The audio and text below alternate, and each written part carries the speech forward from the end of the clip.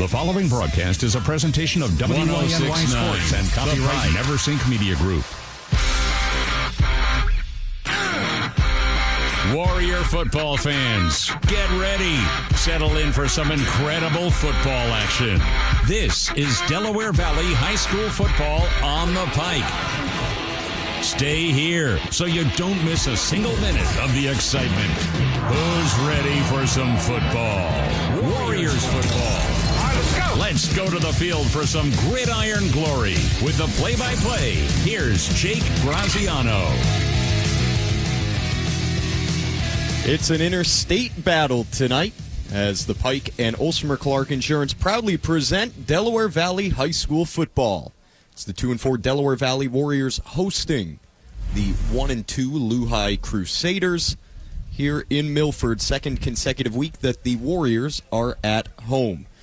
Alongside Craig Brown and with Jack George and Haley Neeson producing back in our Pike 106.9 studios, I'm Jake Graziano. We thank you so much for joining us for the Michael Uzzolino Countdown to Kickoff here in Week 7. Michael Uzzolino, your trusted realtor from Iron Valley Real Estate, turning your real estate dreams into reality.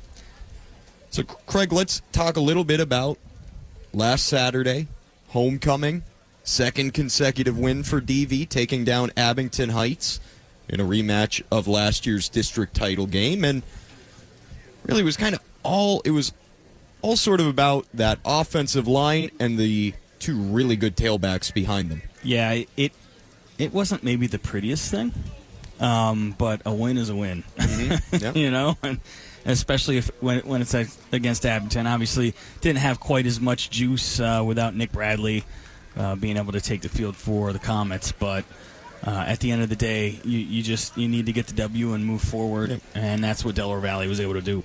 Yeah, back-to-back weeks, DV has had 14-point victories, and Craig mentioned it, they haven't been the most aesthetically pleasing games, but DV, you're starting to see them get going a little bit, and that even dates back to Scranton Prep 3 weeks ago. That, outside of that sort of disastrous 12-minute stretch, Delaware Valley played very good on that night.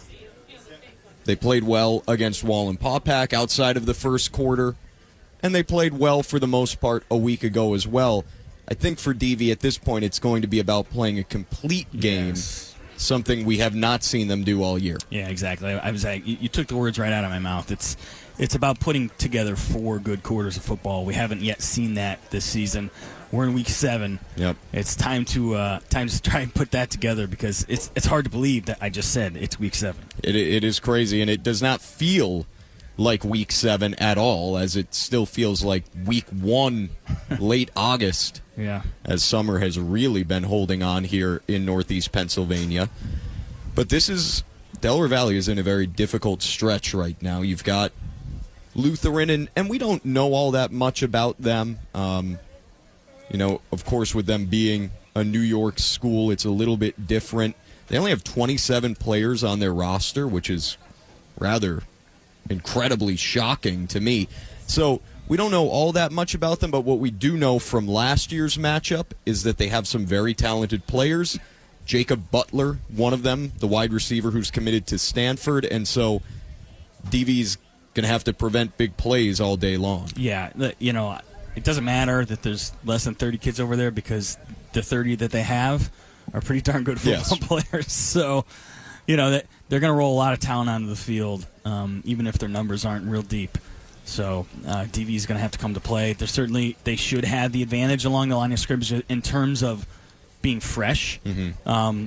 Lehigh, according to the roster, only has 7 linemen on the roster, so you have to assume they're basically all going both ways.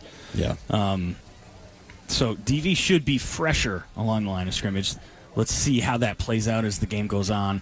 Lehigh definitely has size, though. They're not small. No. So, like you said, though, this is a stretch that to finish the season. Abington, obviously, that didn't kind of line up the way you thought it was going to before the season began, and that was definitely looking like a really difficult matchup that, with the loss of Bradley, wasn't the same, obviously. Next week you have Valley View. at home. Valley View not quite what they've been in the last couple of years. I mean, you can't sleep on them, but they're certainly not at the level they were the last few. Yeah. Obviously, the game at North Pocono, that's going to be a stiff test. Yes. The Trojans coming into the season, I think most people felt they were probably the slight favorite in Division I, but I think they've proven that they are the real deal. They've kind of taken care of everybody on their schedule so far, including teams that, like a Pittston team that we didn't know was great early in the season when North Pocono beat them, but they've gone on to win the rest of their games so far. They haven't lost a game since that. They beat Abington basically at full strength at the pit on a Saturday, and they didn't just beat them. They kind of really put them away. That game was not as close as the score was. It's a very good team. Scored late. So that's going to be a real big test in Week 8. And then you finish at Scranton on a Thursday night. Go figure. I don't know what that's all about. But. Yeah. Thursday night football. Yeah. So we'll be going up against the NFL. Yeah, that's right. That's right. Should mention that this game originally was scheduled to start at 6 p.m. It has been pushed back to 6:15, so we have about 20 minutes until kickoff. 6:15, this one will get going. We're going to take our first break now here on the Uzzolino Countdown to Kickoff. When we return, we have our chat with head coach Keith Olsmer. You're listening to Delaware Valley High School football on the Pike 106.9, presented by Olsmer Clark Insurance. Looking to buy or sell your home in the tri-state area? Meet Michael Uzzolino, your trusted realtor at Iron Valley Real Estate Tri-State, located in historic Milford, Pennsylvania. With a passion for helping people, Michael makes you his top priority. Expect timely, reliable, and personalized service every step of the way. Whether you're downsizing, upsizing, or relocating, Michael ensures a smooth, stress-free transaction. Trust Michael Uzzolino to turn your real estate dreams into reality. Visit Michael at michael.ironvalleyrealestatetristate.com. Back to the action of Warrior football on the Pike.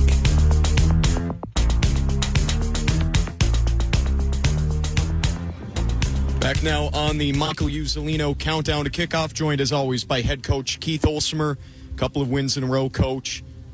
I think the first thing I got to ask you is that decision last week to go for it on fourth down inside of your own 20-yard line. What made you want to do that?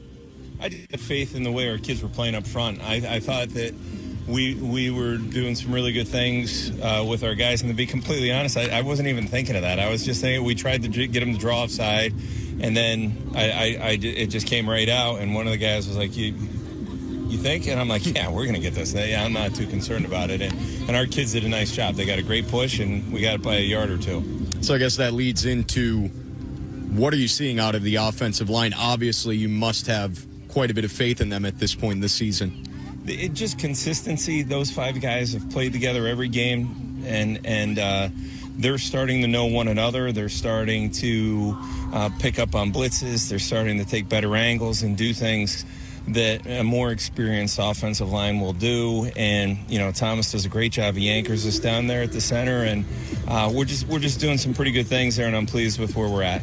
And how about your two tailbacks last week, Mike Uzzolino, Devin Estevez? Both of them were so good down the stretch, breaking long runs, really icing the game away. What did you see out of them a week ago? I just saw toughness. They had some grit and some good tough runs. I thought Devin's run was fantastic. He had a couple of good tough runs for us. He iced the game when he got the first down there, and just some really good things, and really pleased with where those guys at, especially with Sean being banged up a little bit. Hurt his thumb, and we just didn't want to make him carry the ball. We weren't sure how he was going to be with that, and did a really nice job, Devin and Mikey did. And how about we shift focus to tonight now, taking on Long Island Lutheran, a team that you played on the road last year, came away with a victory. Now they come to your home turf. What can we expect out of Lutheran this season? Speed, a lot of speed to burn. They have an incredibly skill set, and they have some big guys up front that cover people up and let those kids go and do their thing. What would you say are some of the keys for you to be able to come away with a second straight victory against this team? Consistency offensively, and then limit big plays. They're going to get some. We can't allow them to have 5, 6, 7, 8 big plays. We got to minimize that to 1, 2 big plays. All right, Coach, thank you for your time. Good luck tonight. All right, thank you. That was head coach Keith Olsmer joining us here on the pregame show. We're going to take a quick break. When we come back, we have some player interviews for you. Don't want to miss those. You're listening to Delaware Valley High School football on the Pike 106.9, presented by Olsmer Clark Insurance. Is what they do. They have compassionately and successfully represented hundreds of clients harmed by car accidents, falls, defective products and machines, and medical and legal malpractice. Licensed in New York, New Jersey, and Pennsylvania, Oliger Injury Law works hard for their clients, and they always strive to succeed. If you've been injured, call Oliger Injury Law today at 570-296-7300, 570-296-7300, online at tristatetrial.com. Pike County's greatest hits and your home for DV football. The Pike 106.9. Back here on the Michael Uzzolino countdown to kickoff. We're a little under 15 minutes away from getting this one going between Delaware Valley and Long Island Lutheran. The Crusaders right now huddling up at midfield, getting fired up before the game. Talk a little bit about last year's meeting between these two teams. 40-32 was the final. It was a Saturday afternoon on Long Island. DV made the long, I don't know, how long of a trip would you really call that in comparison to all the other trips that Delaware Valley makes? I was going to say it's certainly no further than Danville. No, I'm sorry, not Danville. Than Jersey Shore or Central York. It's not further. No. So I mean, it should be about an hour and a half to the city. Yeah. It's definitely shorter than Central York. I can tell you that for sure. And it's got to be. It's not much further if it's further than Jersey Shore. Definitely not much because we took that trip last year. Yeah, we did. That's a pretty good ride over the river and through the woods. So that is one way of putting it, yes. But really, big plays all over the field in last year's game. Quick strike offense, really from both teams. And DV was just able to make more plays down the stretch. They had a great second half. And ultimately, they were able to come away with a victory. That was a real shootout in the second half. Yes, it was. I wasn't there, but I was listening. Yes. And it was like big play after another on both directions in that game. I can't remember the exact halftime score, but it might have been 14-7 or something like that. And then it ends up 40-32. I remember, I feel like it was midway through the third quarter, things just started to go crazy. Yeah. And it just, neither defense seemed to be able to get a stop. DV got one when they really needed one. But yeah, that was a very entertaining second half from listening. and really what we'll see out of this team is a spread offense, very college-style setup. And they like to go fast. Yeah. No huddle. Both teams, Delaware Valley runs quite a bit of no huddle, so this should be really good pace to this game. And what'll be interesting for me is if they go no huddle, how's that going to impact their lack of depth along the line of scrimmage as you get deeper into the game? Yeah, it's true. I'll be interested to see how that works out. So very good point. Take another break now on the pregame show. When we come back, we will have those player interviews for you. Stick with us. You're listening to Delaware Valley High School football on the Pike 106.9, presented by Olsmer Clark Insurance.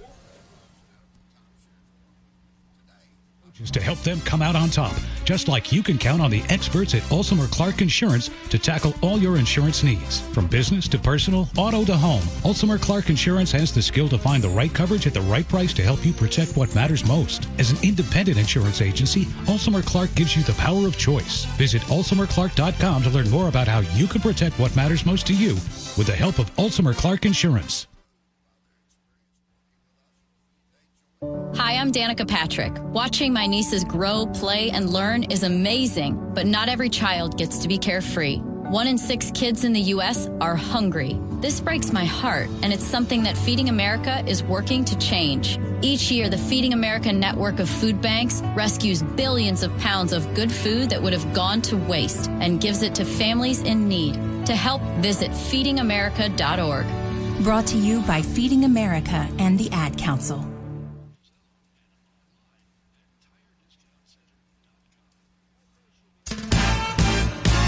Pike County's local radio station. Your home for TV football. The Pike 106.9.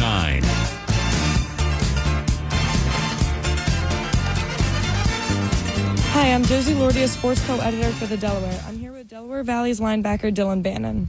Dylan, you recovered 2 fumbles during Abington Heights game. How did that feel? Felt great. It was my first start for this season, and I just saw the ball and jumped on it. What kind of feedback did you get from your teammates when you got back to the sideline? It was all positive energy. I mean, I didn't get too much because I didn't cause the fumble, but I still got it for getting there and covering the ball up. Can you describe the plays that resulted in those fumbles? It was mostly our nose guard, Mark Reinhardt. It was his first game really stepping up. Played a great game and forced a lot of those fumbles, and then Sean also forced one. Dylan, what have you guys been doing to get ready for the game this Friday versus Lutheran? Just practicing our reads, making sure we know our responsibilities to what they do and what they do at certain sets. What kind of challenges are you guys expecting from Lutheran? Their speed. They have a lot of speed. It's definitely something we got to work on because week 1, Keemon Spell, struggled against that. How's the school year going for you, Dylan? Do you have a favorite class or teacher? Yeah, Mr. Roop has to be my favorite teacher this year. When you aren't playing football or in school, how do you like to spend your time? I'd say practicing with baseball or hanging out with friends. Hi, I'm Josie Lordia, sports co-editor for the Delaware. I'm here with Devin Estevez, Delaware Valley's running back and outside linebacker. Devin, your touchdown run provoked to be the difference in the game. Can you talk about how that play developed? Coach, started off with the play call. I was back there. I knew, this is going to be a good play. I was excited to run behind our main offensive line. Josh Ryan, key player in that block. James had a great block. I don't think that run was really credit to myself. I'm going to just credit to my offensive line up front. They got me through pretty untouched. That's credit to them. That's the reason why I scored. How important was it for the team to win and keep the jug? It's very important. We're not huge fans of Abington, so to keep it back at DV, it means a lot to us. Yeah, hope to do the same thing next year. Devin, you also played a key role on defense, forcing one of the 4 Abington Heights fumbles that DV recovered. Can you talk about the defense as a whole and about that play specifically? The defense, I would say for the first 3 weeks, we struggled. We struggled a lot. And, I'm glad we had this game against Abington. We really put pieces together, people playing their roles, trusting each other, and, just causing turnovers are the big parts of the game. Can you describe what the overall feeling or vibe of Warrior Fest and homecoming was? It's pretty great. We don't get to experience Warrior Fest as much, but I could tell people are having fun in the community. It really brings out a lot of people in the community throughout Milford, Matamoros, all the Pike County. And homecoming is fun. It's just a regular homecoming dance. It's what you guys can imagine. How is the vibe at practice now that you guys have won your last 2 games? I feel like we have a lot more confidence, but we can't be thrilled. We're 2-4. We gotta get our record better and focus on next week and just focus on another win. How's the school year going for you, Devin? Do you have a favorite class or teacher? The school year is going pretty great. Favorite class, I'd probably say my 5th period, chemistry with Miss Hill. That's a very fun class.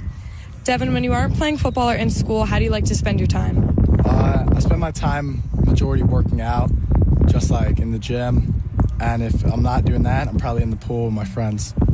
Have you thought about what you would like to do after graduation? After I graduate, I hope to continue playing football in college. And major, I really haven't thought what I'm a major yet, but I'll definitely be playing at another level. Do you have any shout-outs that you would like to give? I shout out my offensive line, my fullback, Justin Estevez, and this coaching staff over here. I feel like that's what really makes, they could turn someone into a bad player into a great player. That's about it. All right, thank you, Devin. Hi, I'm Josie Lordia, sports co-editor for the Delaware. I'm here with Mike Uzzolino, Delaware Valley's running back. Mike, can you describe how it felt to beat Abington Heights considering it was homecoming and also avenge the loss to them in the playoffs? It felt great. It was a huge game coming into it, being homecoming, being the jug game, having lost to them last year. we knew it was a huge game. We had to win, so it just felt great to win it. You scored 3 touchdowns in the game. Which one was your favorite? I'd like to say the kick return. It was the longest one, and I kind of felt like it sealed the game. At that time, it was 21-14, so if we got stopped on offense there, they got the ball back, they would have had a chance to tie it up, but with me scoring that, they weren't able to. Mike, before the game, you got to participate in the first ever high school game day at Delaware Valley. How did that go? It went great. It was a lot of fun. We had a lot of fun doing it, and I think it came out really well. We had a good crowd and just a good product overall. How did the event compare to what you were expecting as you and your classmates prepared for it? I mean, a few things went unexpected. We had, a couple small minor issues that we had to deal with, as it went on. But overall, it went really well, and I think we were all very pleased about it. What was your favorite moment of the whole event? I'd have to say Mr. DeLauro throwing the Abington helmet.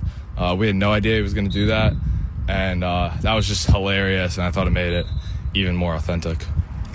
How's the school year going for you, Mike? Do you have a favorite class or teacher? School year's going pretty good. I'd say my favorite teacher is Mrs. Lordy for journalism. Mike, when you aren't playing football or in school, how do you like to spend your time? I spend my time hanging out with friends, playing spike ball, and spend time with my family. Have you thought about what you would like to do after graduation? Yeah, I plan on attending college, likely studying business or finance. Do you have any shout-outs that you would like to give? Shout out to my mom. Love you, Mom. Thank you, Mike. Action Bikes and Outdoor is your local bicycle and paddle store that takes fun very seriously. We have over 200 bikes in stock, a huge kayak and stand-up paddleboard selection, and all the accessories and apparel you could ever ask for. And beyond providing an awesome shopping experience, our service department is tuning, assembling, and restoring bikes every day. When you visit Action Bikes and Outdoor in downtown Milford, you surely will be impressed with our facility, our hospitality, and our wonderful team of professionals that are here to help you 7 days a week. We look forward to you stopping by. When the game clock is running, you can't wait for medical care. O'Connor Medical Urgent Care, your community's top-rated urgent care center, is proud to support local football. With on-site x-rays and rapid testing for respiratory illnesses, they get you back in the game faster. Open Monday through Friday, 8 to 8, Saturday and Sunday, 8 to 3. Call them 845-672-3017. Book online at pjurgentcare.com or walk in at 9 Orchard Street. O'Connor Medical Urgent Care. Quality care when you need it most. Listen anywhere on your smartphone or tablet. Download the Pike 106.9 app for free. Back here in Milford, a couple minutes away from getting started between Delaware Valley and Lutheran. Week 7 matchup here in Milford.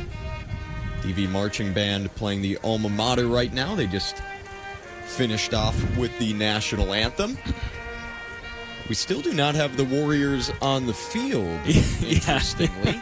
We were waiting for Lou High to show up to the actual campus. Yes. They were running late, and I think the change of times has just got everybody a little bit mixed up here. So we're supposed to kick off in 2 minutes, but Delaware Valley is not yet on the field. So yeah, I don't think that's going to happen. No, I don't either. Anyway, so talk a little bit about tonight's game as we go on through the night. But first, let's take a look at some other matchups from around District 2 on this Friday evening. Yeah, we got North Poconos taking on Valley View. I think normally we'd think that's going to be a pretty good game, but I'm not sure. I think we're going to find out where Valley View really kind of falls tonight when we see, the end score for that game. That'll be an interesting thing to see. I think maybe one of the more intriguing games on the night is Pittston playing Wilkes-Barre. Wilkes-Barre is 4-2. Came into the season, I think they were basically crowned as the definite favorite in Wyoming Valley Conference Division I. Mm-hmm. Lots of talent on that roster, but they have been Jekyll and Hyde personified this season. Much like they've always been, in my personal opinion. They always have talent at skill positions. The question is always kind of up front, how are they going to be? This year they came in, as I said, touted as one of the better teams in District 2, but it's been a very up and down season thus far for the Wolfpack. Prep's taking on Abington Heights. Again, a couple weeks ago, you would have thought that was sort of a primetime game. But without Nick Bradley on the field, that definitely doesn't have the juice that you would have expected prior. Berwick taking on Nanticoke, that is probably going to be over by the end of the first quarter. I'm looking for another game that looks interesting this evening. Susquehanna Old Forge, 2 0-6 teams taking on each other. Legitimately, this may be the only opportunity for either team to get a W this year. I mean, unfortunately, Old Forge is really that bad this year. And somebody is required to win. Somebody has to win. Well, I mean... maybe not. Ties do happen. Yes, ties do happen. Mid-Valley Dunmore, that's a game that's a little interesting to me. Both teams coming into that game 3-3. Dunmore's had a couple of difficult losses on there. They lost to Riverside in overtime week 1. Lost last week to... a pretty decent team. That game was very, very close towards the end of that game, and I was watching that game. Oh, Lakeland, sorry. Blanking out who was Lakeland Chiefs. Pretty good team. Really, I think AA is going to come down to Riverside, Dunmore, and Lakeland. They're pretty evenly matched, and that was a close game until the very end. Other than that, there's not really a lot of interesting games on the schedule. Dallas, Wyoming Valley West, that's not really interesting. Maybe Dallas is the best 1-5 team in Pennsylvania. Yeah, you could maybe say that. Yeah, I have to go back to the schedule. I'm not sure if they played a game that wasn't more than a 1-score final. North Pocono beat them up. You're right. That was last week. But other than that game, I mean, every game they've been in has been tight and against some good teams. Yeah. Week 1 they lost to Jersey Shore. That was more than a 1-score game, but it wasn't like a blowout. Mm-hmm. Other than that, there's not a lot of interesting stuff on the schedule. There's a lot of what look like probably going to be blowouts this week. Montrose Holy Redeemer tomorrow evening. That might be a competitive matchup. It won't be. It's 2 1-5 teams. The fact that Montrose has a win, I think, is. Did they beat Susquehanna? They did beat Susquehanna. That's why I think that Old Forge Susquehanna game. Old Forge has a legit shot to win that game tonight. How about Holy Cross being 3-3? Yeah, I think that they've kind of. So I look at it this way: they're taking advantage of a year where I think that division is very down. I think I'll be honest with you, football in District 2 as a whole is down this year. Outside of Berwick, Pittston, and North Pocono, everybody else is kind of everybody down. Else is down. I mean, Abington. I think with Nick Bradley, Abington isn't, but now without him, clearly they're not the same team. But I would say just as a whole, I think football is down this year in District 2 across the board. Trail's not as good as they have been. Lakeland is better, but I don't think they're great. Like, none of those AA teams are really very good. They're all competitive. They're going to be close. I can't tell you who's going to win it. But I wouldn't say any of them are, a state contender by any means. So we'll see. Berwick really impressed me last week with the win over Wyoming area. I mean, it was a convincing victory. Yep. C.J. Curry, kind of maybe tapping into the old bloodlines there. Right. We used to say that George Curry had a monkey paw. Huh. Like a little genie. Yes. Yeah. Because you never knew sometimes how they got a win, but they always seem to get a win. I don't know if CJ maybe inherited the monkey paw. He may have. Really good to see that from Berwick. It is. Listen, even if District 2 is down, high school football in District 2 is better when Berwick is good. Yeah, absolutely. That, without a doubt, is the case, and definitely happy for everyone down there that program is back on the upswing. We're going to take our final break now on the pregame show. When we come back, we'll have kickoff between Delaware Valley and Long Island Lutheran. You're listening to DV High School football on Pike County's hometown station, presented by Olsmer Clark Insurance. Delaware Valley Warriors football is on the Pike 106.9. We broadcast every play of every game. Support the Warriors and show your community spirit by sponsoring these broadcasts. It can help your business grow, too. It's hometown reach that drives buy local action. Your message, your neighbors, your next customers. Email us for more information. hello@thepike1069.com. This is Delaware Valley High School football on the Pike.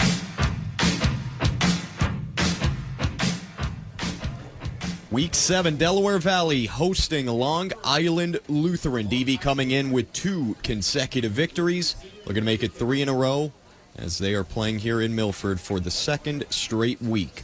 He's Craig Brown. I'm Jake Graziano. We thank you so much for joining us on this Friday evening. Haley Neeson and Jack George producing for us back in our Pike studios. This should be a good one here tonight. Fun matchup.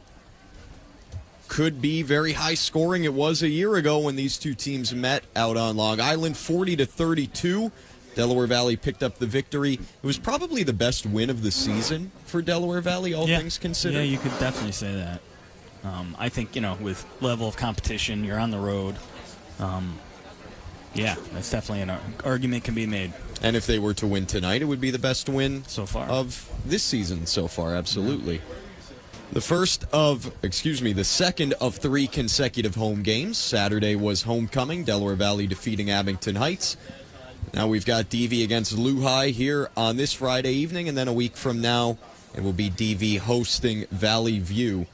Pretty tough 3-game stretch, and we'll see if the Warriors can come out of here with another victory as the special teams unit is out on the field. Reagan Decker teeing up the football. Another beautiful night here in October. First October game of the season. Well, I never noticed this. It looks like maybe it's because I'm usually seeing these guys in the dark. Reagan Decker looks like he's been hitting the weight room. Yeah. Absolutely. I'm kind of curious what his recruiting process has been like. I know, right? Maybe something we need to have the intrepid folks at the Delaware dig into. Yeah, that is definitely something that has been on my mind too, because Reagan Decker absolutely can kick at the collegiate level if he wants to. Crusaders are out on the field now, and they will have 2 players back deep, standing around their own 5-yard line. And we'll see if they'll even have a chance to return this kick. I'm sure Coach Olsemer would prefer them not to get the ball in their hands. High kick. Fielded at about the 1-yard line and returned past the 10. Past the 20, 30. Only Decker to beat. Reagan Decker trying to take an angle, and he will not make the play. An opening kickoff return touchdown for the Stanford commit, Jacob Butler. He takes it 99 yards to put Lehigh up 6-0, 13 seconds into this one. Well, that's definitely what you did not want to do, right? You wanted to try and make sure you do not let them get their hands on the ball in the open field, and unfortunately Reagan just not quite able to get it to the goal line. And you don't want to kick it to those guys. Nope. Second time this season that Delaware Valley has allowed an opening kickoff return touchdown. Week 1 against McKeesport, and now here today against Lehigh. Extra point is good, and it's 7-0. We'll take a quick break. You're listening to Warriors High School football on the Pike 106.9, presented by Olsemer Clark Insurance. For over 70 years, Lehman Strickler Insurance Agency has been protecting their neighbors right here in Pike County. As an independent local agency, they offer more than just a policy. They offer peace of mind. From a new driver and the family to your business and your boat, they'll find you the right coverage at a great price. Don't get lost in the jargon of insurance. Get personal expert service right here at home. Call Lehman Strickler Insurance Agency today at 570-296-6416. Visit LehmanStricklerInsurance.com or their Milford office on Broad Street. This is Delaware Valley High School football on the Pike. Inauspicious beginning for Delaware Valley. They allow a kickoff return for touchdown to open this one up. Give you the Olsmer Clark Insurance drive summary. No plays. No plays. 0 plays from scrimmage. And 7-0 Crusaders after the 99-yard kickoff return for a score from Jacob Butler, the star receiver, committed to Stanford and a player who DV is going to have to keep their eyes on all night long. Now the Warriors will have a chance to run one back. And this is Sean Canale, who stutter steps past the 20, breaks a tackle, still going across the 25. Sean Canale gets wrestled down just shy of the 30. DV moving from our right to our left in their traditional home look. The white helmet, black jersey with white numbers, white pants. For Lutheran, they've got a black helmet, white jersey with black numbers, and white pants. For the Crusaders. 1st and 10, Delaware Valley at their own 29-yard line, trailing by 7. They come out in the I. Handoff here goes to Uzzolino, and Mike gets tripped up after a short gain of 1. Mike Uzzolino, who enters play today, 609 yards rushing, 7 total touchdowns, 6 rushing scores, and the 1 return touchdown that he had last week. Uzzolino on a toss play to the right now. He gets crushed. Got back to the line. That's it, and it's quickly 3rd and 9. Yeah, he may have actually... They gave him a little bit of forward progress on the first down, but that time looked like he lost about half a yard. Yep. And Delaware Valley... to see what this pass game is going to be like against a very athletic defensive backfield from Lou High. Garvey in the gun takes the snap. He's looking to the near side. Miscommunication between him and Trey Newton. It's incomplete, and the Warriors will be forced to punt. Yeah, it looked like Colin thought he was going to run just a jet down the sideline, and Trey ran a hitch. Yep. Definitely not on the same page. And now... you have to kick the ball back to number 2. And I think you would love to kick it out of bounds. I would agree. Jacob Butler waiting for this punt, standing at his own 35. Reagan Decker will not kick it out of bounds. High kick, fielded inside the 30. Jacob Butler is in some trouble. He spins away from a Warrior, and he crosses the 40. He is barely run out of bounds, saving what would have been another long return. Butler gets up to about the, looks like 42-yard line, and that's where Long Island Lutheran will take their first offensive snap of the game. Yeah, he was really one man away from once again being one-on-one with Reagan Decker. Yeah. Yeah, I don't think you can really afford to. You got to keep the ball out of that guy's hands. Yeah.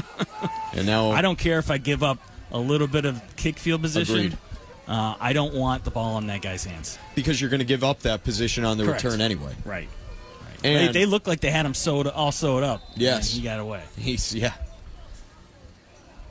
Crusaders leading by 7, and they've got it 1st and 10 at their own 42. Shotgun snap and a handoff. Nice run up the middle for Xavier O'Brady, the senior, who gains about 4 up to the 46. And just able to find a little bit of crease there, but this is the tough part when you're playing a team that's running the spread with 4 wides. Yeah, you can't really stack the box to stop the run. There's a lot of responsibility on your defensive ends and your inside linebackers. Butler in the slot to the near side right, looking that way, and a completion at midfield, but Butler will go backwards. Nicely done by Delaware Valley. Limits the gain to about 3, and it's 3rd and 3 upcoming. And he's trying to backpedal away from the tackle there, but not able to get away that time was Butler. We have a whistle. Timeout Delaware Valley. Coach Olsmer will spend his first timeout of the half. 9:30 remaining. It's 7-0 Lutheran. They return the opening kickoff for a score. DV proceeded to go 3 and out on their first offensive possession of the game. And now this the first offensive possession of the game for Lehigh. They've got a 3rd and 3 at their own 49. Yeah, I kind of tend to think this is 2-down territory either way, more than likely. So yeah, unless there's a sack or a penalty or something, I think you're probably right. And Coach Olsmer clearly saw something that he didn't like and wanted to get a chance to switch things up here for this 3rd and 3. Yes. Both teams back out on the field now for this 3rd down. Peyton Robinson, the quarterback, standing in the gun. To his right is the tailback, O'Brady. 3 receivers to the left. Robinson looking that way. Robinson complete for a first down. That is Cameron Roy, who gets run out of bounds inside the 45 of the Warriors. It's the oldest pattern in the history of football right there. Trips left. You run 2 slants off the wide side, and you just run a 5-yard out with the inside man.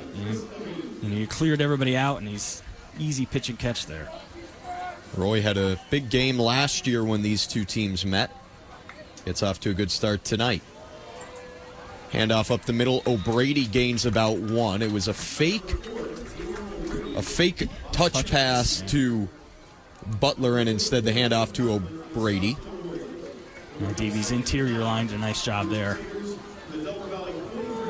2nd down and 9 at the 43 of Delaware Valley. DV trailing by 7 in the early going. Robinson takes the snap, looks across the middle, and has a completion for another first down up to about the 30-yard line. That is Shea Ross. Ross able to find a nice little pocket in the middle of the zone coverage there. And quickly, Lehigh's back up to the line. 1st and 10 at about the 30, and there's movement before the snap. That's going to be against Delaware Valley, I believe. Oh, no. False start. Yeah. Take that back. They were going on a hard count. Yeah, the Warriors. Somebody up front. Yeah. Didn't realize. Yep. So 1st and 15 now, and you got a chance here if you're the defense.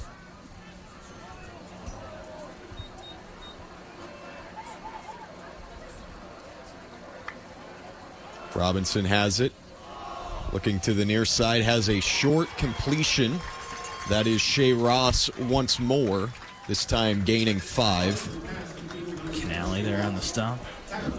Goes down as a gain of 4, actually, so 2nd down and 11. Shea Ross is listed as a tight end. Sure does not look it. Yeah. Pretty much the same size as Roy, now he looks like a tight end. Yes. Yeah. Jacob Butler is flanked out to the left. Handoff O'Brady, and it's blown up. Justin Estevez. He came through, and he dropped him for a loss. Yeah, Justin came on a nice little run blitz up the middle. Came untouched there. And Merle, nowhere to go there. 3rd and 15.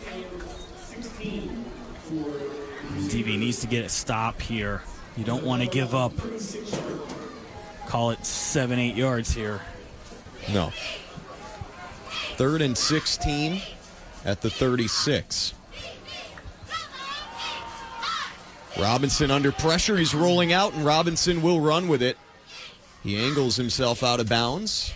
Decent pickup inside of the 30. Well short of a first down. We'll see officially where this gets spotted. Wow. All the way up to the 25. Wow. So that ends up being a gain of 11. Yeah. And it's now 4th and 4, and the offense stays out there. Devin Estevez came off the edge there. He got good pressure, but unfortunately the contain wasn't there on the near side. And Robinson really, I thought he went out at about the 28-29, but they gave him another 4 or 5 yards. 7 minutes left in the Oliger and McIntyre attorneys' first quarter. 7-0 Lutheran. Big 4th down here for this DV defense. Robinson has time. He's throwing one up for the end zone. A jump ball, and it's knocked away by Uzzolino. Great coverage there by Mike. They were hand fighting all the way down the sideline there. So big stop for Delaware Valley. They really, really needed that one. And Mike Uzzolino coming up big on the defensive side of the football. Yes. Let's see if he can turn it around and do the same on the offensive side now. So DV will have it now, 1st and 10 from their own 24. As they come out for their second offensive set. I formation here. Justin Estevez and Mike Uzzolino. And there's trouble with the exchange. Ball is on the ground. I believe the Warriors covered it up. It's tough here, though. They're running a 4-man front. They have 7 naturally in the box here against DV. A lot of bodies big bodies in there along the line of scrimmage. 2nd and 11 after that. Play action, McGarvey. Throwing one for Dabney, and James Dabney cannot make the grab, leaping for it. Yeah, the defender had fallen down, and I thought maybe he'd gotten a little piece of Dabney there, but it probably would have been incidental either way. So 3rd and 11. Definitely had a step there, though. Yes. Delaware Valley's got to do something. Got to get something going here on offense. Trey Newton is to the near side left. It's a handoff, Justin Estevez, and Estevez fighting through tackles. Boy, he's close. He's about a yard. And we got a flag here at the end. Very late flag. They're going to call horse collar here? I think so. I think I just saw that indication. Saw that, yeah. Wow. What a run by Estevez there, though. Yes. Just absolutely all effort on that one. It was going to be about a yard or so short. With that horse collar tackle, it is a 1st down for DV. That is huge off of a 3rd and 11. And now they'll have it 1st and 10 at their own 49. Yeah, that's a difference maker. DV down 7. 6:10 remaining, opening quarter. Play action, McGarvey throwing one out into the flat. He's got a completion to Dabney. Dabney wrestled down out of bounds after a short gain. Picks up 3. Just a little play action pitch and catch there, trying to keep Blue high.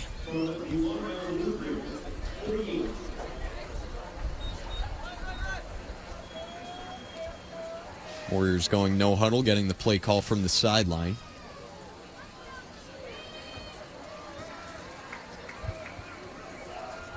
Garvey in the gun now. Hands off Uzzolino, and Mike runs up the middle, takes it inside of the 45 up to the 44. 3rd and call it 3 here. I thought he was going to be. I thought he got 1 more yard there, but very big down here for DV. Yep.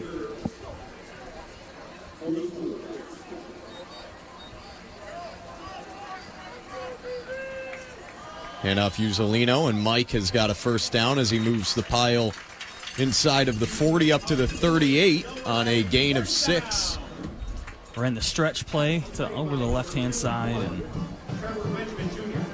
did just enough on the edge there to get Uzzolino through the line of scrimmage and enough for a 1st down. Wonder if Warriors just stick right with that. They do not. Play action. McGarvey squares his shoulders, and he's got Newton. Trey Newton, who has another 1st down inside the 25 and all the way up to the 22. It was a better catch than you realize. You know, he kind of went up with his hands. It was a really nice hands catch right there on the move. I mean, slightly behind him. Did a nice job there. It's Trey Newton. Quickly back up to the line and a handoff here. Justin Estevez, who's running tough as always, has a nice gain on 1st down. Takes it down to the 15. Yeah, with that 4-man front, you have a little bit of a natural gap right in the A-gaps usually. So that fullback dive can be pretty effective. Warriors definitely finding success with their rushing attack on this possession. Another handoff, Uzzolino. Mike finds a little bit of a crease. Nears a 1st down. I think he got it. Looks he's right at the sticks, and they will indicate a first down. So 1st and 10, Delaware Valley. Ball marked at the 12. Yes. 4:20 remaining opening quarter. 7-0 Lutheran. Call it the 13.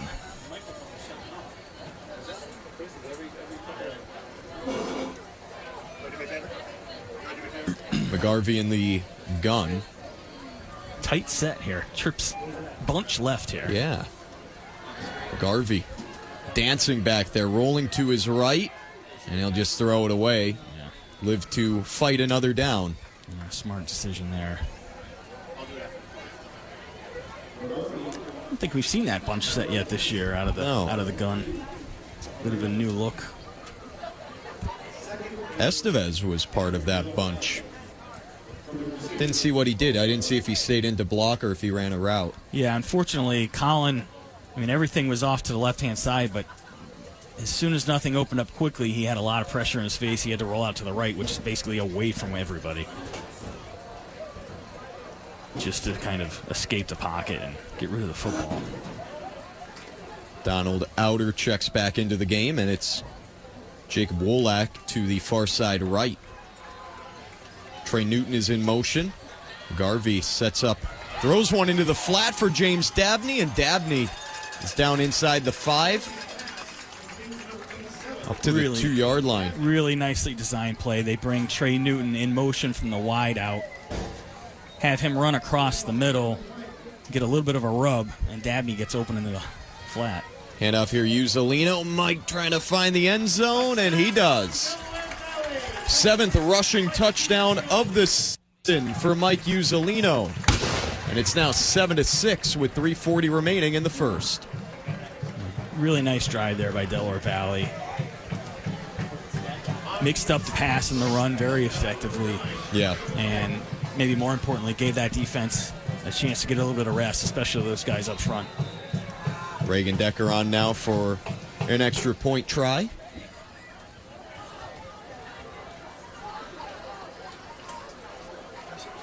And his kick is good. 7-all, 3:40 remaining in the Oliger and McIntyre Attorneys opening quarter. We're going to step aside. You're listening to Delaware Valley High School football on the Pike 106.9, presented by Olsemer Clark Insurance. Looking to buy or sell your home in the tri-state area? Meet Michael Uzzolino, your trusted realtor at Iron Valley Real Estate Tri-State, located in historic Milford, Pennsylvania. With a passion for helping people, Michael makes you his top priority. Expect timely, reliable, and personalized service every step of the way. Whether you're downsizing, upsizing, or relocating, Michael ensures a smooth, stress-free transaction. Trust Michael Uzzolino to turn your real estate dreams into reality. Visit Michael at michael.ironvalleyrealestatetristate.com. After the game, keep it here for Pike County's greatest hits. This is the Pike 106.9. Back here in Milford after a really nice offensive possession from Delaware Valley. They tie the game at 7 apiece after another rushing score from Uzzolino. We'll give you the Olsemer Clark Insurance drive summary momentarily.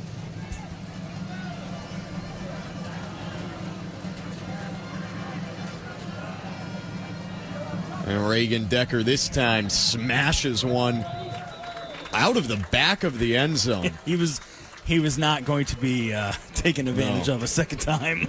No. Some frustration. Yeah, I saw him kind of lining up down here around the 20-yard line during the break. And, he's very determined to not miss the middle of this one. Yes.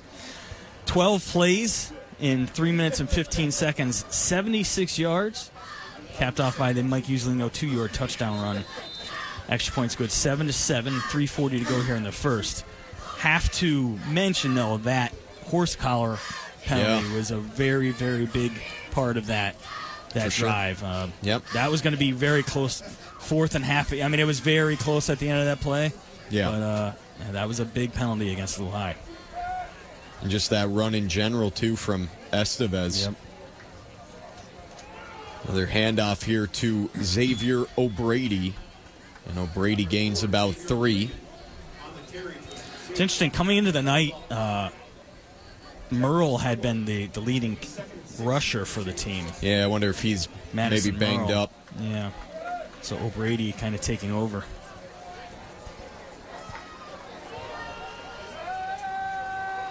Deep shot here downfield, hitting him in stride. It's Kyer Griffin who's going to take it all the way for a 77-yard touchdown. What a throw from Peyton Robinson.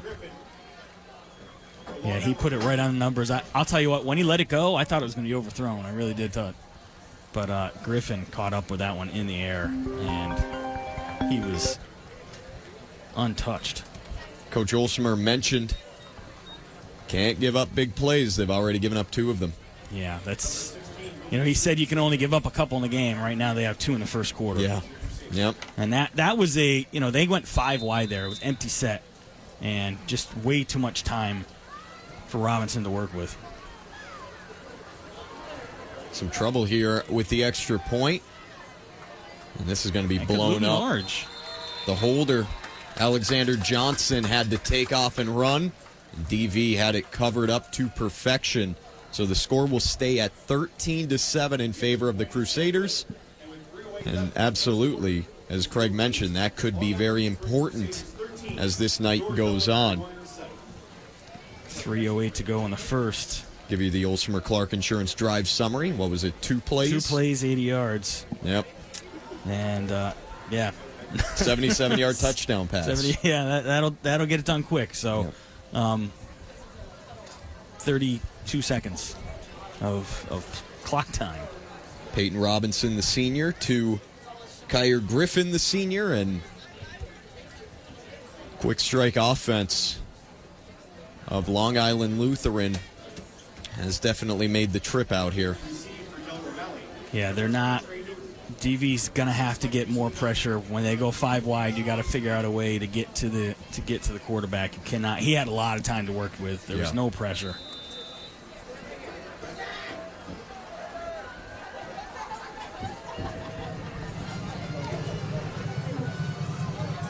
Short kick fielded around the 15 by Canali, and Sean will get brought down after a short return up to maybe the 22. Yeah, they were trying to get the return to the home side, and really, he kind of ran into that tackle. Yeah. And I felt like he probably could have cut it up inside and gotten a little bit more. I mean, I get it, you're trying to get to your sideline there, but maybe Sean not with make a little different decision next time. And DV, something we haven't really seen much this year. Not great starting field position here tonight thus far. 29, 24, and now the 23. Yeah. Garvey under center, hands off Justin Estevez, and Justin gains about 2. Luhai adjusted that little dive there after taking advantage a couple times on that play in the first drive, in that last drive by Delaware Valley. Mike Uzzolino not out there to start this possession, giving him a bit of a breather, and now he will check into the game.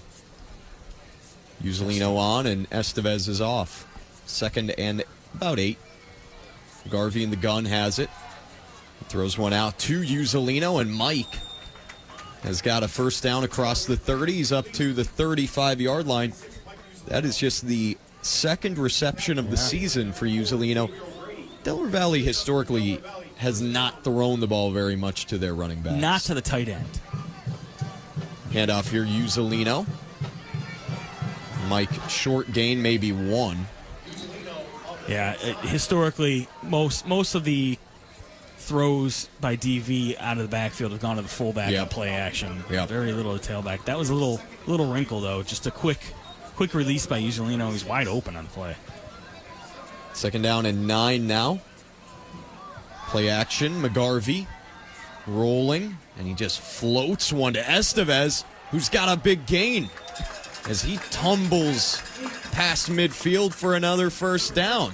It didn't look like it was wide open there, but McGarvey able to use his feet to threaten the run, and Estevez just takes a little dump-off pass and turns it into a first down.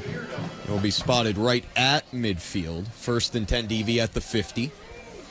1:53 remaining in the first quarter. Uzzolino gets cut down after he picks up 4. Yeah, he was one man away there from that being a big play. If that defender didn't make the tackle, there was going to be a lot of green space in front of him. Devin Estevez checks into the game. McGarvey rolling out, throwing one deep for James Dabney. Diving attempt, couldn't get there. Incomplete. And tried to get it to Dabney. Dabney was kind of double covered there, but had about a half a step. Colin just a little bit too long. Third down and 6. Outers having a complaint down there. I think he thought he got held. Outer being given a ton of space here to the right side of the formation. DV going hard count here. 10 seconds left on the clock. They might have to call a timeout. And they will. We'll take a timeout too. 1:23 remaining here in the first. DV down by 6. They've got a 3rd and 6 when we return. You're listening to Warriors High School football on Pike County's hometown station, presented by Olsmer Clark Insurance. The Delaware Valley offensive line protects the quarterback and keeps the opponent from breaking in. Just like how the experts at Olsmer Clark Insurance can help you best protect what you value most in business and in life. Their insurance advisors have a strong passion for insurance, and they treat their customers like family. As an independent insurance agency, Olsmer Clark gives you the power of choice. Visit olsmerclark.com to learn more about how you can protect what matters most to you with the help of Olsmer Clark Insurance. The Warriors are in action. Catch the play-by-play all season here on the Pike. Back now in Milford. It's 3rd down and 6 for DV after Coach O spent his second time out of this opening quarter. So the Warriors just 1 remaining for the first half. And now a big 3rd down upcoming. That bunch set again to the right. McGarvey under pressure. He's got Uzzolino wide open and led it a little too far. And, you know, he had heavy pressure coming off the left-hand side, and I think it may have rushed him just a little bit. Like he heard those footsteps. He let go of it just a little before he wanted to, and, man, he had Uzzolino wide open. Likely would have been a touchdown. Very possibly. It would have been a big play either way. Yep. And instead now DV will punt. High snap. High snap handled by Decker. He boots it away. Bounces at the 10. I'll take that. Rolls out of bounds. Really nice punt. Lehigh will have it at their own 10. That's as good as you can do it right there from Reagan Decker. Yeah, angle it out. Don't let that guy with the 2 on his jersey. Yep. And the cape on the back. Yes. Get the ball in his hands. I noticed, too, that Jacob Butler has the C on his jersey, too. Yes. He's the team captain. I mean, it makes sense, right? You got a guy, obviously, he's a smart kid. He's going to Stanford. Stanford doesn't offer scholarships to kids that, you know, don't have a pretty good gray matter between the ears. Yeah. So, very athletically gifted and going to Stanford. Might become a future teammate of Aiden Black. I was just going to say, you know, him and Aiden Black might be friends next year this time. Pretty cool. Second year on campus for Aiden Black in Palo Alto, right? Yep. Short gain here on first down. It was a handoff to, I believe, Griffin. Looking at him 6 yards on it. Wow. He just ground that out the last 2-3 yards. He contacted about 3 yards past the line of scrimmage and got another 3. And DV was scrambling a little bit there at the snap. I saw one of the linebackers quickly switching positions. 2nd and 4 now. Play clock under 10. And Lehigh, it doesn't look like he's in a rush here either. Robinson under center, one of the few times that's been the case. Robinson rolling to the right. He will run and he slides down. I don't know that there was any gain on that play. No, it was literally no gain. 3rd and 4 now from the 16. 13-7.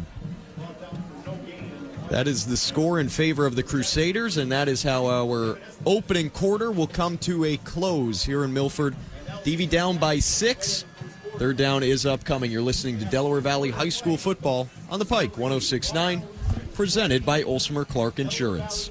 Oliger Injury Law, because injury law is what they do. They have compassionately and successfully represented hundreds of clients harmed by car accidents, falls, defective products and machines, and medical and legal malpractice. Licensed in New York, New Jersey, and Pennsylvania, Oliger Injury Law works hard for their clients, and they always strive to succeed. If you've been injured, call Oliger Injury Law today at 570-296-7300, 570-296-7300, online at tristatetrial.com.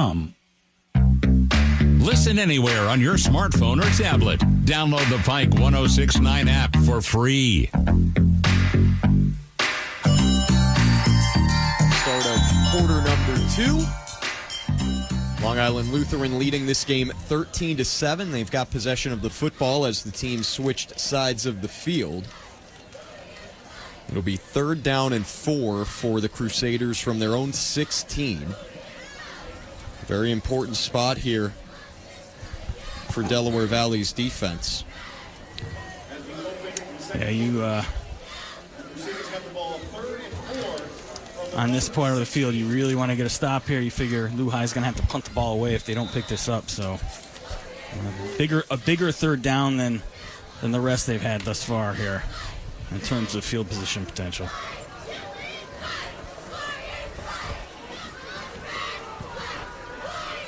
Shotgun look here, Peyton Robinson. He takes the snap, he rolls to his left. Pump fake, and he throws it a little bit too high for an open Jacob Butler. He had him. 4th down now. Yeah, he had him. DV did a really nice job. Butler came out with the little screen bubble look in motion. DV really jumped on that. But, that pump fake got him wide open. Yeah. About 8-10 yards downfield, and Robinson just not able to put it on him. The tailback O'Brady will punt now. And the Warriors have Trey Newton and Wolak standing around midfield. DV should get very good field position out of this. Booming kick for O'Brady, fielded by Newton at midfield. Trey stutter steps. Takes it inside the 45, and as Craig said, the Warriors will have it in a great starting spot at the 43 of the Crusaders, maybe even the 42. Yeah. I mean, it's nice when you can start your drive in 2 and 4 down territory. Yeah. Really, it gives you a lot more flexibility. Offense jogs back out onto the field with 11:44 remaining in the half. Coming up at the half, we have our Oliger Injury Law halftime show. Break down the first 24 minutes from here.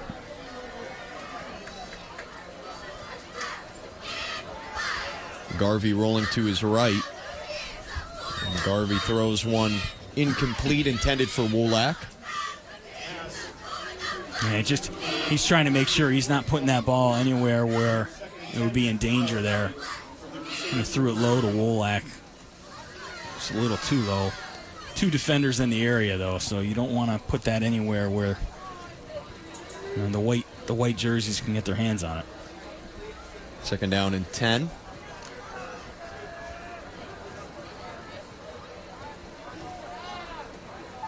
DV now in their more traditional I formation. Play action, McGarvey rolling to the right. He has time, and he's got Newton wide open at the 30. And Trey will jaunt inside of the 25 and out of bounds at the 23 on a gain of 19. Yeah, another nice play design there. They had Newton spread out to the wide side and brought him in motion at the on the snap. Gave him a little running head start to cut across the field. Here is a handoff. Usolino who cuts it back. And it looked like there was a lot of space there. It did. Quickly got swallowed up, though, at the 20. Yeah, that was a very Jaden Ramirez-esque kind of situation there with DV and Trey Newton. I used to do that with him all the time at snap. DV right back up to the line. Another handoff. Uzzolino, and Mike gets cut down low, but not before he was able to pick up a first down inside the 15. Yeah, another 1st and 10 at the 13-yard line, reminiscent of the previous scoring drive. Mike will come off here as Devin Estevez enters.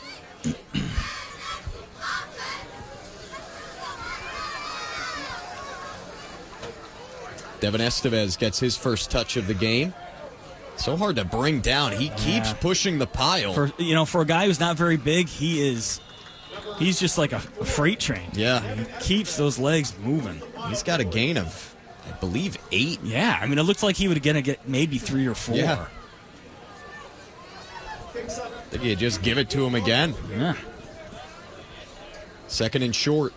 Devin Estevez gets it. Devin Estevez into the end zone. A touchdown for Delaware Valley. For Estevez, his 4th rushing score of the year. It's 13-all with 10:39 to go in the half. Well, that's what you have to do against good teams. When they give you good field position, you have to take advantage of it. And Delaware Valley's running attack right there, very effective once they got inside the 20-yard line. Very nicely done. Reagan Decker now on for the extra point. We're going to give the Warriors an advantage here.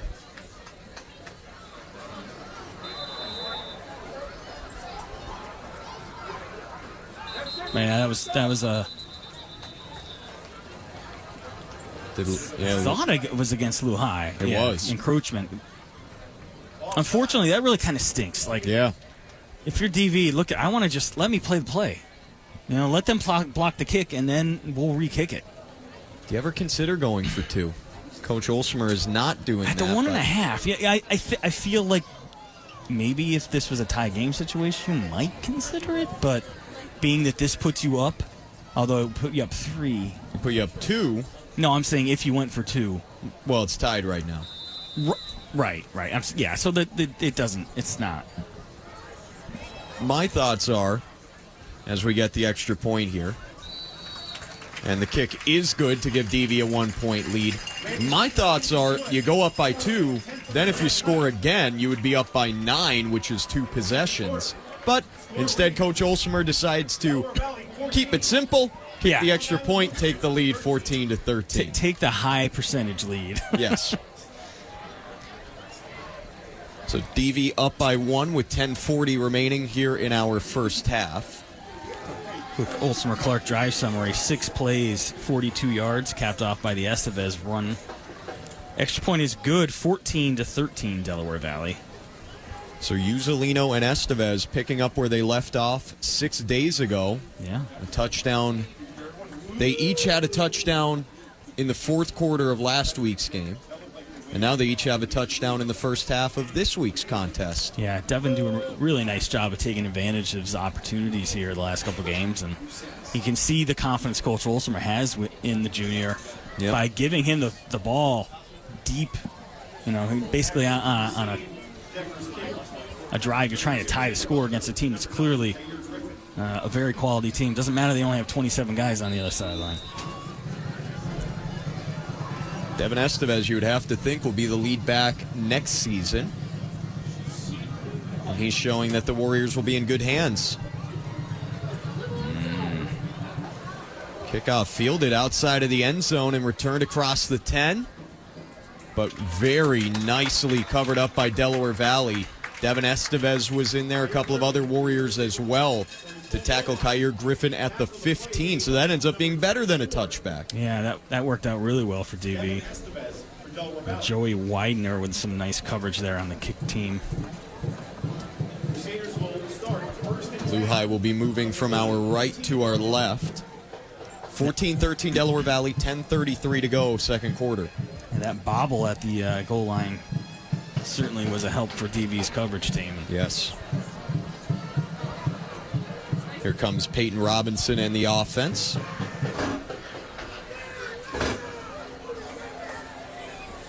Have not seen them get the ball to Butler too much. Yeah, this is a big defensive possession for Delaware Valley here. That was thrown in between two receivers, Griffin and Roy, and it ends up with neither of them incomplete. Yeah, I feel like he was trying to get the ball to Griffin on that play, and just Griffin was not all the way out of his break yet. Just a little off the mark there. It was Preston Robinson. 2nd down and 10 at the 15. Butler is in motion. Touch pass to Butler. Butler has some blockers in front. He streaks down the sideline. He's got a first down and much more. Cuts it back in. And Butler will be dragged down from behind, but not before he takes it all the way up to the 42 of Delaware Valley. That is a gain of 43. 43. Yeah. Big gain on a very simple play. Lehigh did a nice job of blocking that up at the edge, and now Delaware Valley is going to give him another free 5. Yep, offside penalty before this snap. So 1st down and 5 as the ball moves inside of the 40-yard line up to the 36. And that's the third big play of the first half for this offense. You had them kind of where you wanted them, back inside their own 20-yard line, but you see the superior athleticism of Mr. Butler. Yes. 2 big plays he's had here in the first half. 1st down and 5. Robinson to the near side. It's complete. And Roy will step out of bounds right at the point of the catch. And it looks like he's got a first, maybe a little 9 short. yards. I think they're going to mark him a little bit short, but a big cushion there on the outside. Oh, now it's being ruled a first down. Oh, boy. Yeah. We've seen that a fair bit this year, those kind of late decisions. Yeah. With spotting the ball. 10 seconds on the play clock here. 5. 1. Robinson just gets it off. And now he looks for Roy. Too easy. And another pitch and catch. And another first down, this time up to the 19. Yeah, they're giving Roy a big cushion here. It's just pitch and catch out there. And I get it, he's a big, tall target. But it's tough when you're kind of handing 10 yards. But now you got to watch for the double move. First down at the 19, handoff Xavier O'Brady, breaks a tackle, spins inside the 10 and near the 5. Yeah, very well blocked up front there by Lehigh. Just kind of a bend back play. Zone to the right side, and O'Grady saw the space open up to the left, and quickly they're up to the line. Butler is in motion. The handoff goes to O'Brady, who gets swallowed up, does find a couple of yards somehow. Be 2nd and goal from, I believe, the 2. Apologies, O'Brady, not O'Grady. My bad. Yes. Either way, looks like the ball's marked, as you said, about the 2-yard line here.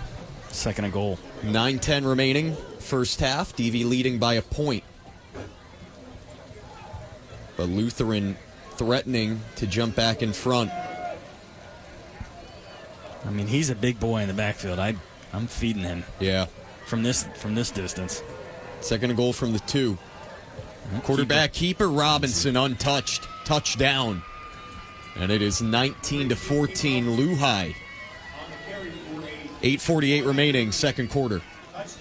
Yeah, the big play hurt you there. Yep.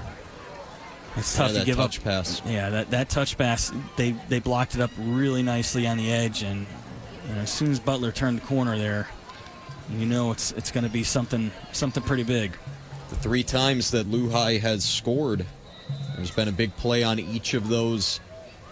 Can't really call the first one a possession. And you can hardly call the second one a possession yes. either. This is really the first drive that they had. Extra point is good, 20-14. We'll take a quick break. You're listening to Delaware Valley High School football on Pike County's hometown station, presented by Olsmer Clark Insurance. When it comes to protecting what you value most, no one matches the passion or expertise of Ulsimer Clark Insurance Agency. From business to personal, auto to home, Ulsimer Clark Insurance has the skill to find the right coverage at the right price to help you protect what matters most. As an independent insurance agency, Ulsimer Clark gives you the power of choice. Visit ulsimerclark.com to learn more about how you can protect what matters most to you with the help of Ulsimer Clark Insurance. You're listening to Delaware Valley High School football on the Pike 106.9 and 1450 WYNY Milford. Back to the action of Warrior football on the Pike. Long Island Lutheran jumps back in front, 20-14. We've got an Ulsimer Clark Insurance Drive summary for you. 7 plays, 85 yards. 1 minute and 45 seconds. Wow. Capped off by the Robinson touchdown keeper. 20-14 Lou High here with 8:48 to go in the first half. So far this one has definitely delivered on the high scoring prediction that we were kind of sensing. Yep. Uzzolino returns the kick from inside his own 10, and he takes it back across the 20. Uzzolino gets up to about the 30-yard line on a nice run back. Yeah. Unfortunately, as Coach Ulsimer was alluding to / afraid of, DV has had a difficult time stopping the big play. And that's really been the killer for this defense so far has been those, really, just one chunk play, 2 chunk plays. Yep, and a kickoff return touchdown. Outside of that, DV's defense has played pretty well. Just hard to keep the team off the scoreboard when you're giving up 40-plus yard plays. Here's a screen set up. Uzzolino, he's got a ton of space across the 40, across midfield. Uzzolino broken tackles inside the 40, 30, 20. Uzzolino, he's gone. 69 yards on a screen. And it's 20-all with 8:26 to go in the first half. I'll tell you what, I saw that kind of shaping up, and as soon as he got past that first, he got that first block. Oh no, there's a flag. Oh wow! Oh my goodness. Where was? I don't know. Way downfield. Looks like the flag was dropped at about the 28. Oh boy. Just not where he didn't need to not happen. At all. Totally did not need to happen. Mike was gone by that point. Already gone. Wow. That's a killer. That's a killer. Delaware Valley does end up gaining almost 30 yards. But the touchdown gets wiped off the board, and now Devin Estevez. Well, another big run there from Estevez. Yeah. Picks up 9. I think he might Maybe have a 10. first down. Holy moly. I'll tell you what. He doesn't look like a lot. He's not a big guy. Yeah. But he is very shifty and difficult to bring down. Very tough runner, just like his brother Justin. First down, DV inside of the 30. McGarvey under center takes the snap, hands off Devin Estevez, and this time it's a short game. Mike Uzzolino back into the game. Yeah, he figured he had to get a little bit of a blow there after that 70-yard or 69-yard catch and run. Uzzolino cuts it to the middle of the field, nears the first down. Looks like he's about a yard short. So does Uzzolino get those receiving yards? Like the 30 or so receiving yards? Oh, he definitely gets that. I'm not sure. I think that's what he gets, though, is basically where the They're down and 1. Quickly back up to the line. Play action. McGarvey keeps it. He's inside the 15. He angles himself out of bounds near the 10. Really nicely designed, and McGarvey has a first down on a bootleg run. Nice job there. I was afraid they were going to play action there, which I wasn't a fan of, but the keeper, I like that. First and 10 at the 11 of Lehigh. Got some nice blocking downfield there as well by his wide receiver. First and 10 at the 12. 20-14 Crusaders, 7:20 remaining first half. DV has their power set now. Dylan Bannon comes onto the field. Play action. McGarvey looking for Newton in the end zone, throws one up for him, and it's incomplete. Blanketed coverage. Very good coverage. Is that Jacob Butler over there? It is not. No.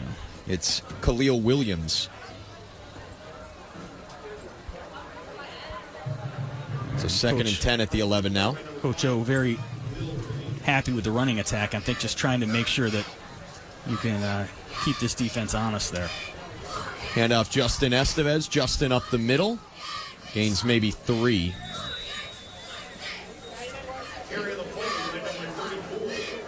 Now you're getting a little bit. Now, I mean, obviously you're in 4-down territory here, but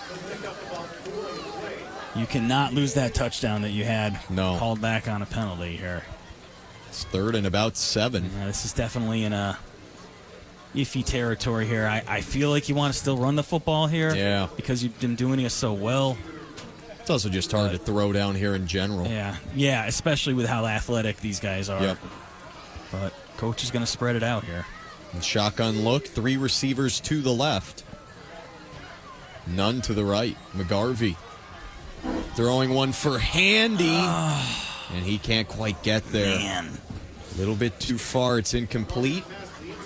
And now Reagan Decker will come on for a field goal try. Yeah, Colin, he wants that one back because he had Handy open. This is tough stuff. Tough not to get that 7 points here. Yeah, that penalty ends up. It's a killer. Costing DV at least 4 points here. Yes. Well, you assume. Short field goal try here. About 24 yards, and Decker is good. So that pulls DV to within 3. It's 20-17. 6:22 left in the half. You're listening to Warriors High School football on the Pike 106.9, presented by Olsmer Clark Insurance. Totally Awesome 80s. Hi, I'm Kent Jones. Join me each week for Totally Awesome 80s. It's all the great pop, rock, and party hits of the decade. Plus, we'll test your knowledge with the 80s quiz, the timeline, and feature your requests. If you love 80s music, it's all right here. Totally Awesome 80s with Kent Jones. The Pike presents Totally Awesome 80s, Sunday nights at 6. Back to the action of Warrior football on the Pike.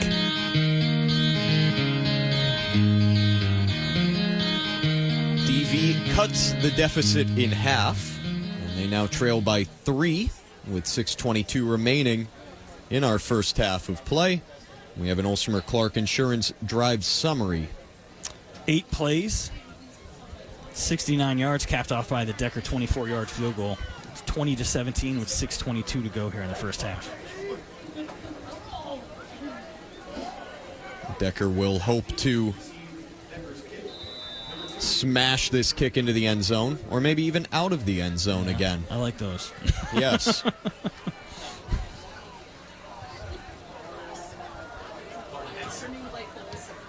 That's not coming back. Nope.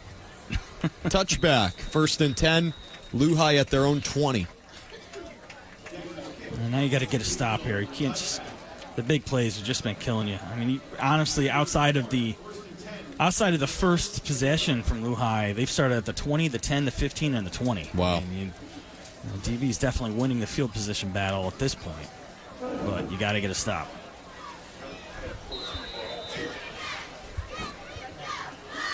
Only one time DV has stopped them, right? Yep. Yeah, they had a turnover on downs on the second possession. Actually, the one that Lehigh started at the 42. They were able to get them to turn over on downs right about the 24-yard line. There was a punt as well, so they've stopped them twice, actually. Peyton Robinson has some time, throwing one deep. Ooh. Too far for Jacob Butler, who collides with Mike Uzzolino. I thought Mike might have had a play on the ball, but I'm not sure if he spotted it exactly.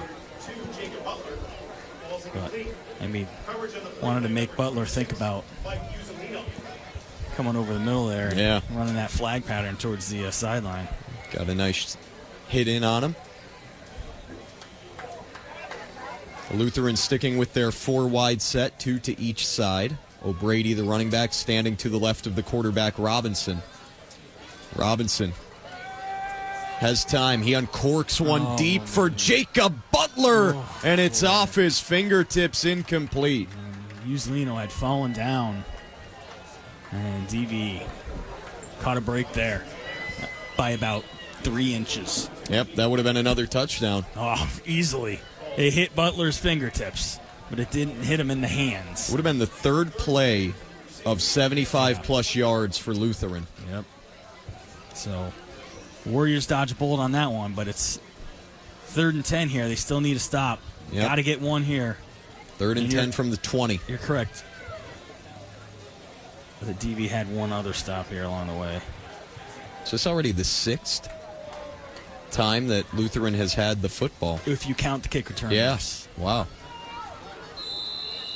Too much time. Got a flag. Delay of game. Should be delay of game.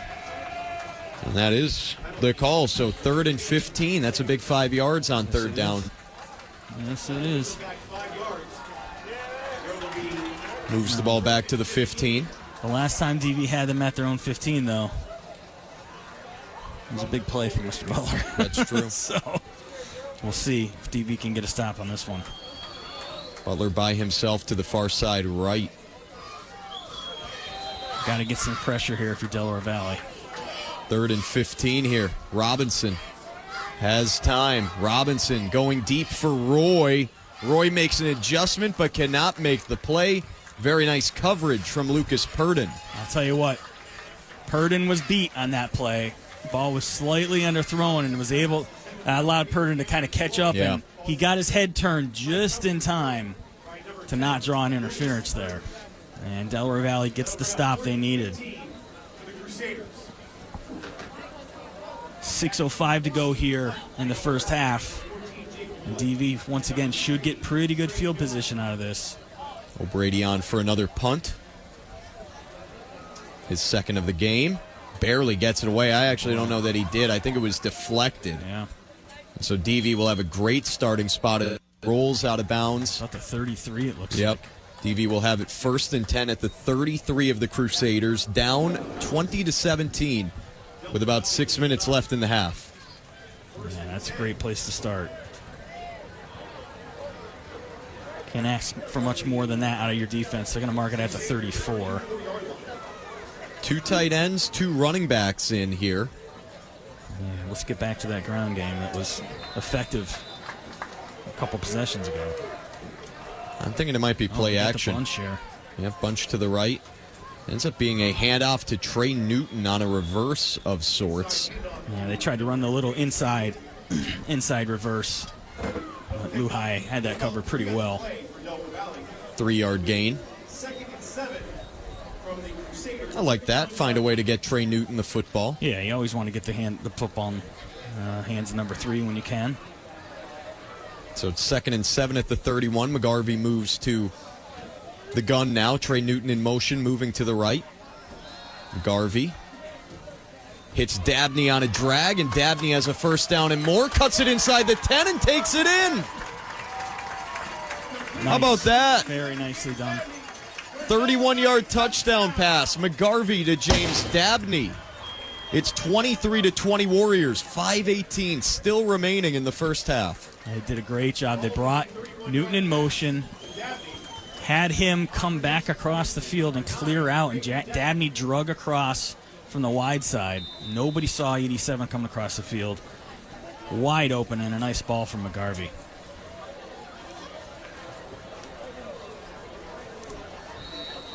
And Reagan Decker makes it a 4-point game. Another touchdown for the Warriors. We'll step aside. You're listening to DV High School Football on the Pike 106.9, presented by Olsmer Clark Insurance. Oliger Injury Law, because injury law is what they do. They have compassionately and successfully represented hundreds of clients harmed by car accidents, falls, defective products and machines, and medical and legal malpractice. Licensed in New York, New Jersey, and Pennsylvania, Oliger Injury Law works hard for their clients, and they always strive to succeed. If you've been injured, call Oliger Injury Law today at 570-296-7300, 570-296-7300, online at tristatetrial.com. Back to the action of Warrior football on the Pike.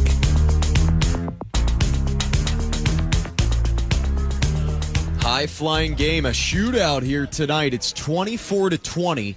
We're barely over the halfway point of the second quarter. I know.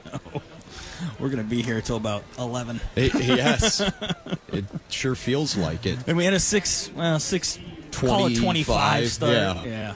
Originally scheduled to be 6 o'clock. Long Island Lutheran took the wrong exit off of 84. So we got a little bit of a delay there. Reagan Decker back on for another kickoff. This one's coming back. Yeah, it's going to fall a little bit short. Griffin on the return. Kyer Griffin weaving through. Good coverage by DV again. Yes. Really good coverage. Yeah, I think it was Devin Estevez again. Man, Devin Estevez. Well done, Devin Estevez. Playing very well. They're going to start their own 15 again. I'll call it the 16. Well, they may have not covered very well in the first play of the game, but since then they've done a very nice job in coverage. Yes. So it'll be at the 15 again. It's been a common spot for this Lutheran offense. 1st and 10 from their own 15, trailing by 4. Robinson hands off to O'Brady, and O'Brady's got nowhere to go. Once again, DV's interior line doing a nice job right there. No gain on the play. 2nd and 10. The way this game's going, if you can get 2 stops in a row, which we haven't seen yet, yeah, you have to feel like you got a pretty big advantage because you have a chance to go up 2 scores. Lehigh slowing down the pace here a little bit. 4.5 left in the half. Robinson throws one incomplete. Sean Canale made a nice play there. Yep. DV will bring the nickel on here. Cameron Roy, the intended target that time. 3rd and 10 for the Crusaders. They're at their own 15. 24-20 DV, 4:26 left second quarter. Coming up at the half, we have our Oliger Injury Law halftime show. Break down the first 24 minutes. We'll take a look at some scores from around D2 as well. Some whispering directions coming here from the wide receivers on the wide side. Robinson throws one complete right to the stick to Roy. Roy breaks a tackle. Now another. He's into DV territory, and he does run out of bounds, fortunately for the Warriors, because that one might have been a house call. Yeah. But he stepped out at midfield. Still, it's a gain of 35. Yep, that's the 4th big play now. Yes. In the first half. That's the tough. Those are the ones, you don't want to give up the first down, but you definitely can't miss the tackle because you're kind of on an island over there. There is a Crusader down on the field. Back around the 10. One of the linemen. One of the few linemen on this team. Definitely not something they can. And it looks like a cramp, though. Yeah. Yeah, they cannot afford to lose guys up front from what we see on the roster, at least. Yeah, Craig detailed it. Only 7 players listed as linemen on this roster. Actually, 8, right? I'm sorry, there is one more, yeah. So there's 8 players listed as offensive, defensive line on the entire roster. Very heavily senior dominated, this team. Yes. It's not a big roster, but a lot of seniors on it, though. The Warriors, on the other hand, they've got something like 25 or so players that are listed as linemen. 1st and 10 at midfield, 4:18 left in the half.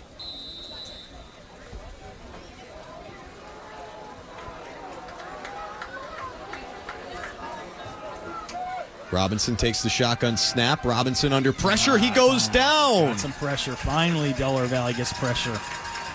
Justin Estevez was there. Couldn't tell who else. Would have been... looks like Aiden Hickey. I was just going to say Reinhardt maybe also in there. And now... we got a little John going on. Yeah. Don't do anything dumb here if you're DV. You just made a big play on defense. Yeah. The first time you've been able to get to the quarterback. You don't want to make it cost you. Loss of 7 on that sack. You got Official timeout here. Not sure what that's for. Still kind of sorting things out down there.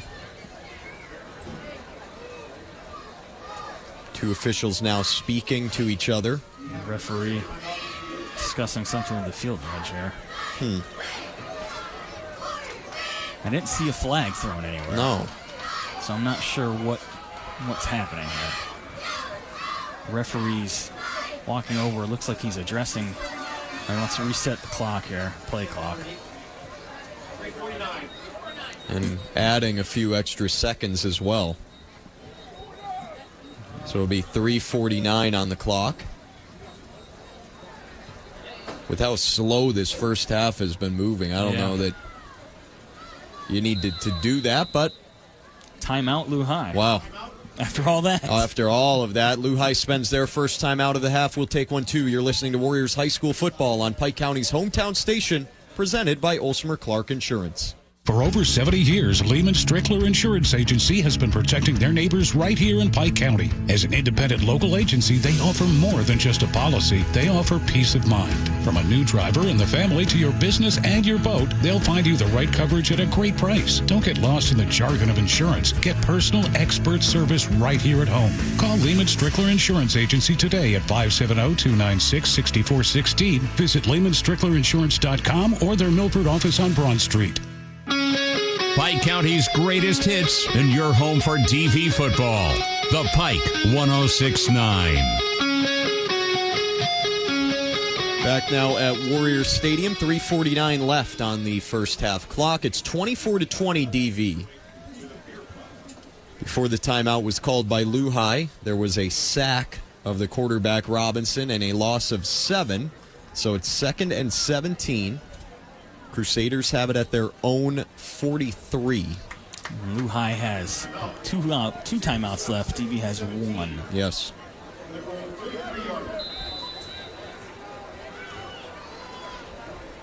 Three receivers to the left side of this formation. 1 to the right. Robinson dropping back. He's got Roy around midfield complete, and Cameron Roy will work his way up to the 45 of the Warriors. I mean, that's just 12 yards uncontested kind of there. Yep. They're giving him a big cushion. 3rd down and 6 now at the 46 of Delaware Valley. Figure you're in 2-down territory now if you're Lehigh. Maybe if you only got 5 yards on that play, maybe not so much. 3 receivers now off to the right, the wide side of the field. Robinson looking that way. Robinson throwing one up, looking for Griffin deep. Juggled, incomplete. Oof. Very nicely thrown ball from Peyton Robinson, and Griffin couldn't reel it in. Yeah, I feel like, that's one you got to have if you're Griffin.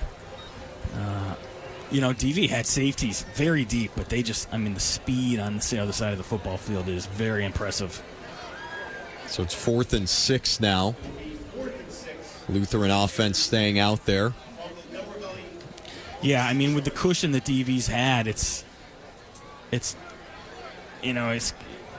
I feel like you have to throw the football here if you're Lehigh.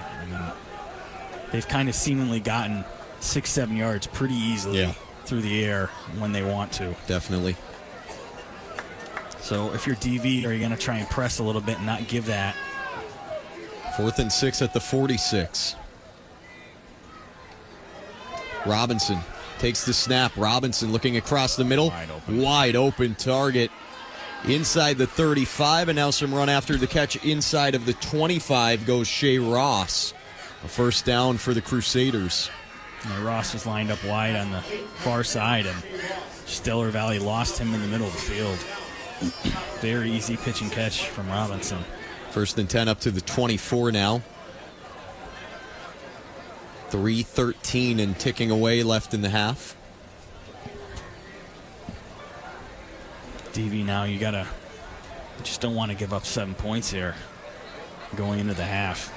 They will have the ball to start the second half, Yes. though. Snap goes through Robinson. He has to backtrack. He's got it. Robinson now dancing around. He's got space. He breaks free. Nice tackle from Justin Estevez. Justin Estevez really saved a potential touchdown right there. So this goes down as a loss of 6. It could have been a loss of 26. Could have been a loss of 26. Could have been a gain of 26. Yes. And instead it ends up being a loss of 6. Both teams will probably take that. It's 16. DV bringing some heat. They couldn't get home. Robinson going deep, looking for Butler. Butler couldn't get there. Bracketed coverage, Uzzolino and Trey Newton back there. Robinson had all the time in the world there. Took the big shot down the field. And now it's going to be 3rd and 16-17 here. Yeah. Called 17. 2:18 left, second quarter. DV leads 24-20 over Long Island Lutheran. These teams combined to score 72 points when they met last year. 44 already here in the first 20 minutes of this game. The Warriors got to get some kind of pressure here. 3rd and long. Robinson looking for Griffin. Couldn't get it to him. Had him too. Yep. Just not on the mark there. Delaware Valley dropped back 7.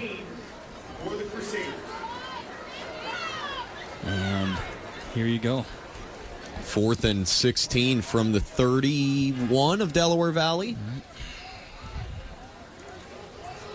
2:14 to go here in the first. Really, half. it's more like 17 because they have to get to the 14 Yeah, it's here. definitely 17. Big spot in this game. Delaware Valley bringing some pressure. Robinson is in trouble. He's gonna get he there. goes down. Wow. Devin Estevez was there. Keith Doyle as well. Estevez really bringing the first pressure. And I'm surprised, they haven't rolled out all night long. Yeah. He's had great protection in the pocket, and the one time they decide to roll out, Devin Estevez having none of that.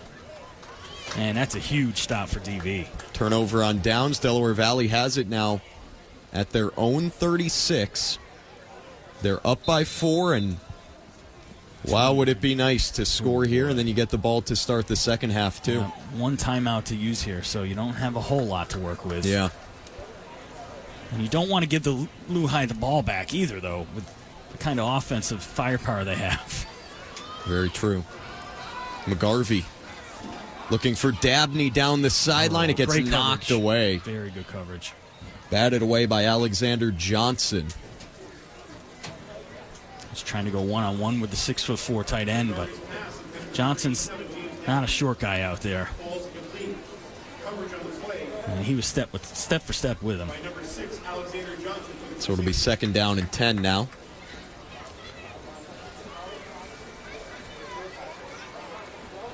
Curious what Coach O is going to dial up here. He's going to try and run the football and get a little bit of clock moving here. Yeah. Something high percentage here in the passing game. Newton moves to the right. McGarvey rolls that way. Now he flips it back. He's got Dabney. Dabney scoots away. He's past the 40. He's into Lutheran territory with a first down gain of about 13. Well, I'll tell you what. That almost went for a loss. Dabney able to keep his feet. And a nice pickup there for DV. Gain of 16. Up to the 48 of the Crusaders. First down. McGarvey rolling right. McGarvey looking. Throwing to the sideline. He's got Newton. And Trey has got a first down for the Warriors inside of the 40.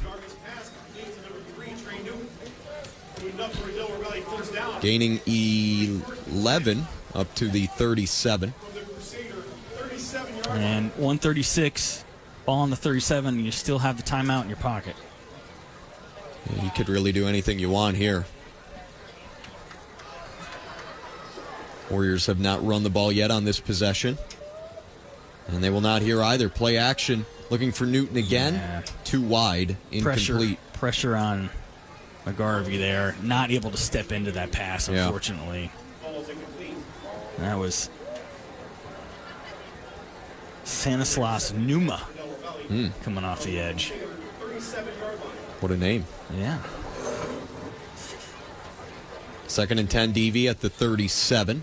And the benefit there is you didn't really burn much time off the clock, only 4 seconds. Time kind of a little more important than the yardage right now, maybe. We'll go with this bunch set again on the left. McGarvey stepping up in the pocket. He gets away. McGarvey running. He spins past the tackle attempt. Gains 6 up to the 31. McGarvey using the elusive moves there. Tried to go a little bit of a play action touch pass look there, but nothing there. Picks up 6. 3rd and 4 here for DV. Head off here, Uzzolino. Mike runs into a wall, and he will not get away. Yeah. I feel like he didn't really follow his pull and guard on that one. There was space off on the edge on that, and he kind of tried to keep it between the tackles. It's going to be 4th and 3 for DV, and they're going to call a timeout. Yeah, that's their final timeout of the half. 48 seconds remaining here in quarter number 2. It's 24-20 DV, looking to pad that lead a little bit. See, that just feels so big here. I mean, obviously, field goal's great. You go by 1, but, man, if you could get 7 points here, it just feels like it's really big to go up by 2 scores, I think. I agree. Yeah, especially because you're facing an offense that is so capable of big plays. No lead is going to be safe tonight, right. So you would love to build up some sort of a cushion. You don't want to be playing this game where you're only up 1 possession the whole way. Right. It's a nail bite. You want to force them to have to score 2 times in a row and stop you in the meantime. Yep. Yeah, it's been an interesting first half. Delaware Valley's offense has really moved the ball pretty darn well tonight. Yes. But facing their first 4th down, I believe. Maybe 2nd. They have one down here? I think so. I think they went for it on 4th once. So 4th and 3, offense back out on the field. Final minute first half. Jumbo backfield. Handoff, Uzzolino. Mike follows his blocks, and I feel like he's got it. Yeah, I think he's right at the line. Oh, are they going to measure this? Oh, boy. I thought he had it, but...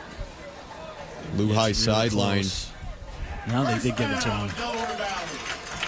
It really is remarkable looking over at the Lehigh sideline. Yeah, how few players are over there? Yeah. Well, you figure it's, what? About 15. It's 27 minus 11, right? Yeah. DB quickly up to line. Play action, McGarvey rolling out. He hits Estevez in the flat. Justin inside the 15, inside the 10. And he's out of bounds. It looks like it might get marked right at the 10-yard line. Oh, really? 21 seconds left. It'll be 1st and goal at the 10. That's tough. I thought he had got it almost down to the 5 there, but marked him out. 1st and goal for DV. Only 21 seconds here, so you need to be careful. Yeah, you got about maybe 3 plays here. You cannot take a sack. No.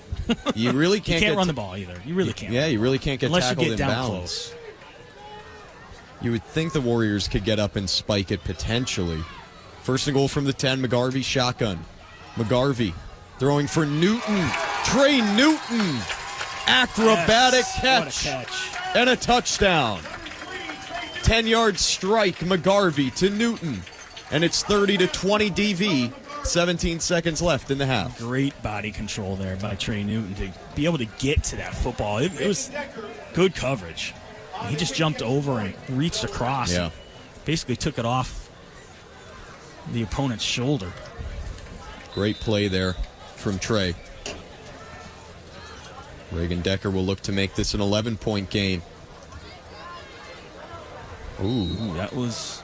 Kick is low, but just good. Got through. Wow. Good rush off the edge. Yeah. We'll take a quick break. You're listening to Delaware Valley High School football on the Pike 106.9, presented by Olsemer Clark Insurance.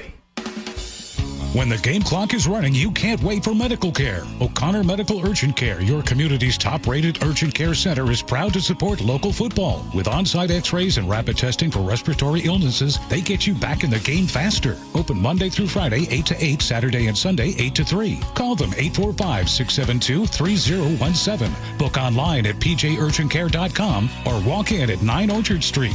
O'Connor Medical Urgent Care. Quality care when you need it most. Pike County's local radio station. Your home for TV football. The Pike 106.9. Quite a first half here. 51 total points have been scored in the first half, and Delaware Valley just added 7 more. Yeah. 9 plays, 64 yards, capped off by the 10-yard touchdown pass from McGarvey to Newton. Extra point is good. 31-20 Delaware Valley. 17 seconds to go here in the first half, and if you like defense, this is not the game to pay attention to. That is right. This is very important now to smash this into the end zone. Yeah, you got to get it out. You have to. One thing you just cannot allow here is a kickoff return. Yeah.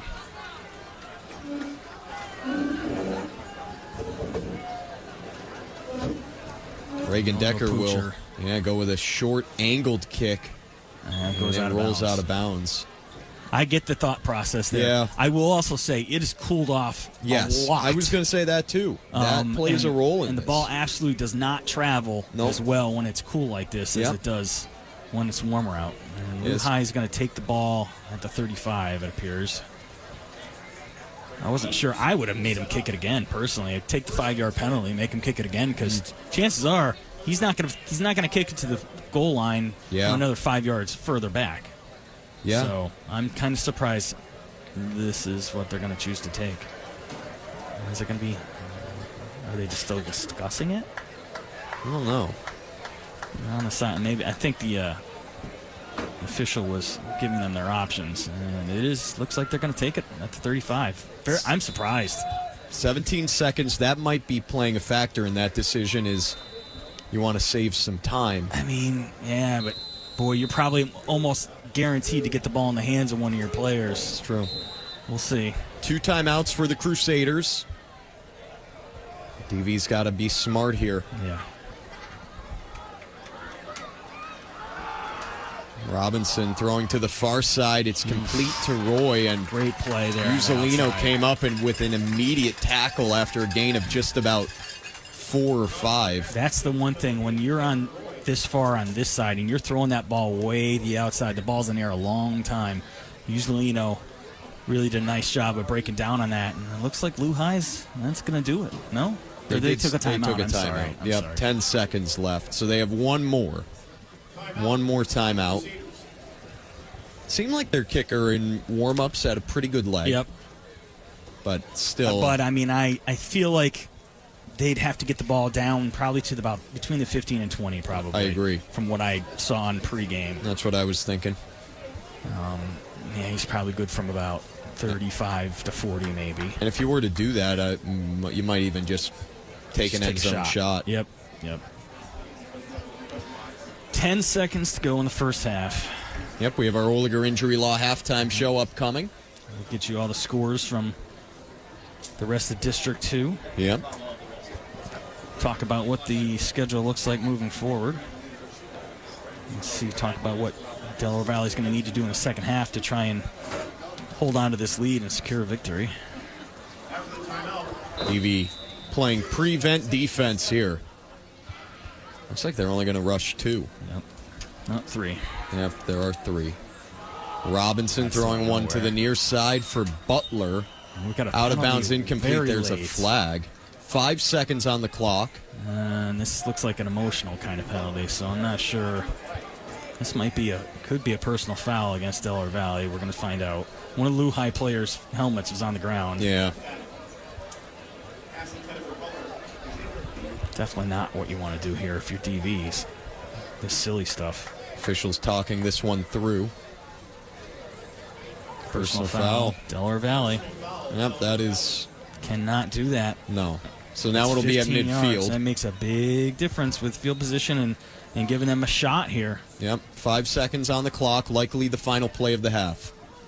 I mean, obviously you're not going to kick it from there, but this is going to move all the way to the DV 44. Oh, wow. So it happened. Jeez. It happened a few yards downfield? I don't know. Crazy. How does that happen? I don't know. I'm not sure how that's possible. But now DV's got to don't let anything crazy happen.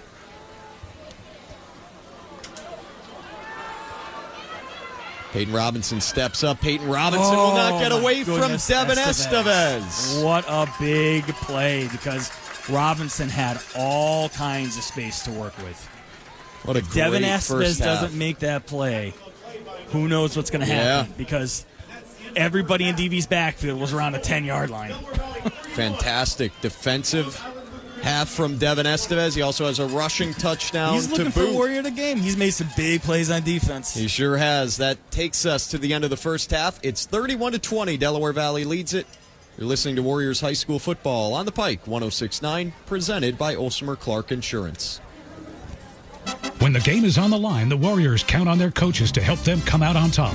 Just like you can count on the experts at Olsmer Clark Insurance to tackle all your insurance needs. From business to personal, auto to home, Olsmer Clark Insurance has the skill to find the right coverage at the right price to help you protect what matters most. As an independent insurance agency, Olsmer Clark gives you the power of choice. Visit olsmerclark.com to learn more about how you can protect what matters most to you with the help of Olsmer Clark Insurance. Listen anywhere on your smartphone or tablet. Download the Pike 106.9 app for free. Time now for the Oliger Injury Law halftime show. It's 31-20. Delaware Valley on top. That is our halftime score, and we thought it might be high scoring. I did not think that 50 points would be scored in the first half, and what a slow moving. Oh, boy.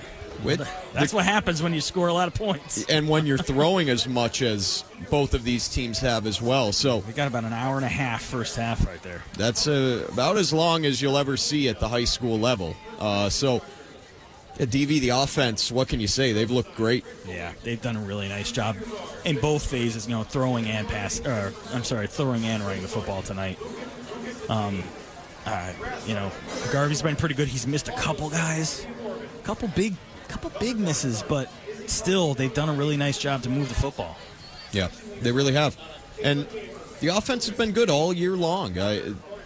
Really just a very strong unit, very well balanced. And you mentioned it to Coach Olsmer in the pregame interview. That offensive line really has gotten a lot better. Yeah. They have improved them a lot. Yes. Yeah, that unit is definitely coming together. And the defense, you gave up 20 points. Obviously, that's not ideal, but I'm going to go ahead and say I think the defense has played well, because remember, 7 of those points are from a kickoff return. So really, you actually gave up only 13, and one of them is a 77-yard touchdown pass. Right. Yeah, don't get me wrong. They've been a hair away from. That is true. Some additional touchdowns. That is a fair point. They have some of those guys out there made really big plays, and Justin Estevez, Devin Estevez, both doing a great job on the defensive side of the football. Mike Uzzolino with some really good coverage a number of times, couple pass breakups. Just doing a good job on his end on the defensive side of the football. I think this is the most pass rush we've seen out of Delaware Valley. Yeah, I mean, it felt like at times there was no pass rush, but in the second quarter, they were doing a little bit better getting in and kind of getting home and forcing Robinson to not just be able to sit there and pick them apart. Yeah. All in all, you'll take it. DV up 31-20. They will get the ball to start the second half of play as well. Take our first break now on the Oliger Injury Law halftime show. When we come back, Craig has some scores for you from around District 2. You're listening to Delaware Valley High School Football on the Pike 106.9, presented by Olsmer Clark Insurance. Looking to buy or sell your home in the tri-state area? Meet Michael Uzzolino, your trusted realtor at Iron Valley Real Estate Tri-State, located in historic Milford, Pennsylvania. With a passion for helping people, Michael makes you his top priority. Expect timely, reliable, and personalized service every step of the way. Whether you're downsizing, upsizing, or relocating, Michael ensures a smooth, stress-free transaction. Trust Michael Uzzolino to turn your real estate dreams into reality. Visit Michael at michael.ironvalleyrealestatetristate.com. It is into the 70s, and my name is Todd Chambliss. We've got some great music and memories ready to go for this week's show. Music like this. And memories like this. Marsha. It's music and, frankly, a lot of fun. Don't miss the next Into the 70s with Todd Chambliss. The Pike presents Into the 70s, Saturday nights at 6. Into the 70s. Delaware Valley Warriors football is on the Pike 106.9. We broadcast every play of every game. Support the Warriors and show your community spirit by sponsoring these broadcasts. It can help your business grow, too. It's hometown reach that drives buy local action. Your message, your neighbors, your next customers. Email us for more information. hello@thepike1069.com. Our veterans risked it all to protect our freedom. One of the best ways to say thank you is to volunteer to support them. At a time in history where kindness is a virtue, volunteering at a therapy bag event, teaching a craft class, or simply helping veterans at a hospital means a lot. For over 47 years, Help Heal Veterans, a not-for-profit organization, with the support of citizens like you, has created, manufactured, and distributed therapeutic art and crafts projects for our veterans and military at no charge to them. As a National Veteran Service Organization, Help Heal Veterans supports VA hospitals, patients at home, and our active military. Together, Help Heal Veterans and volunteers like you have delivered over 32 million therapy kits to injured and recovering veterans. To volunteer or learn more, visit healvets.org. That's healvets.org. This is Delaware Valley High School football on the Pike.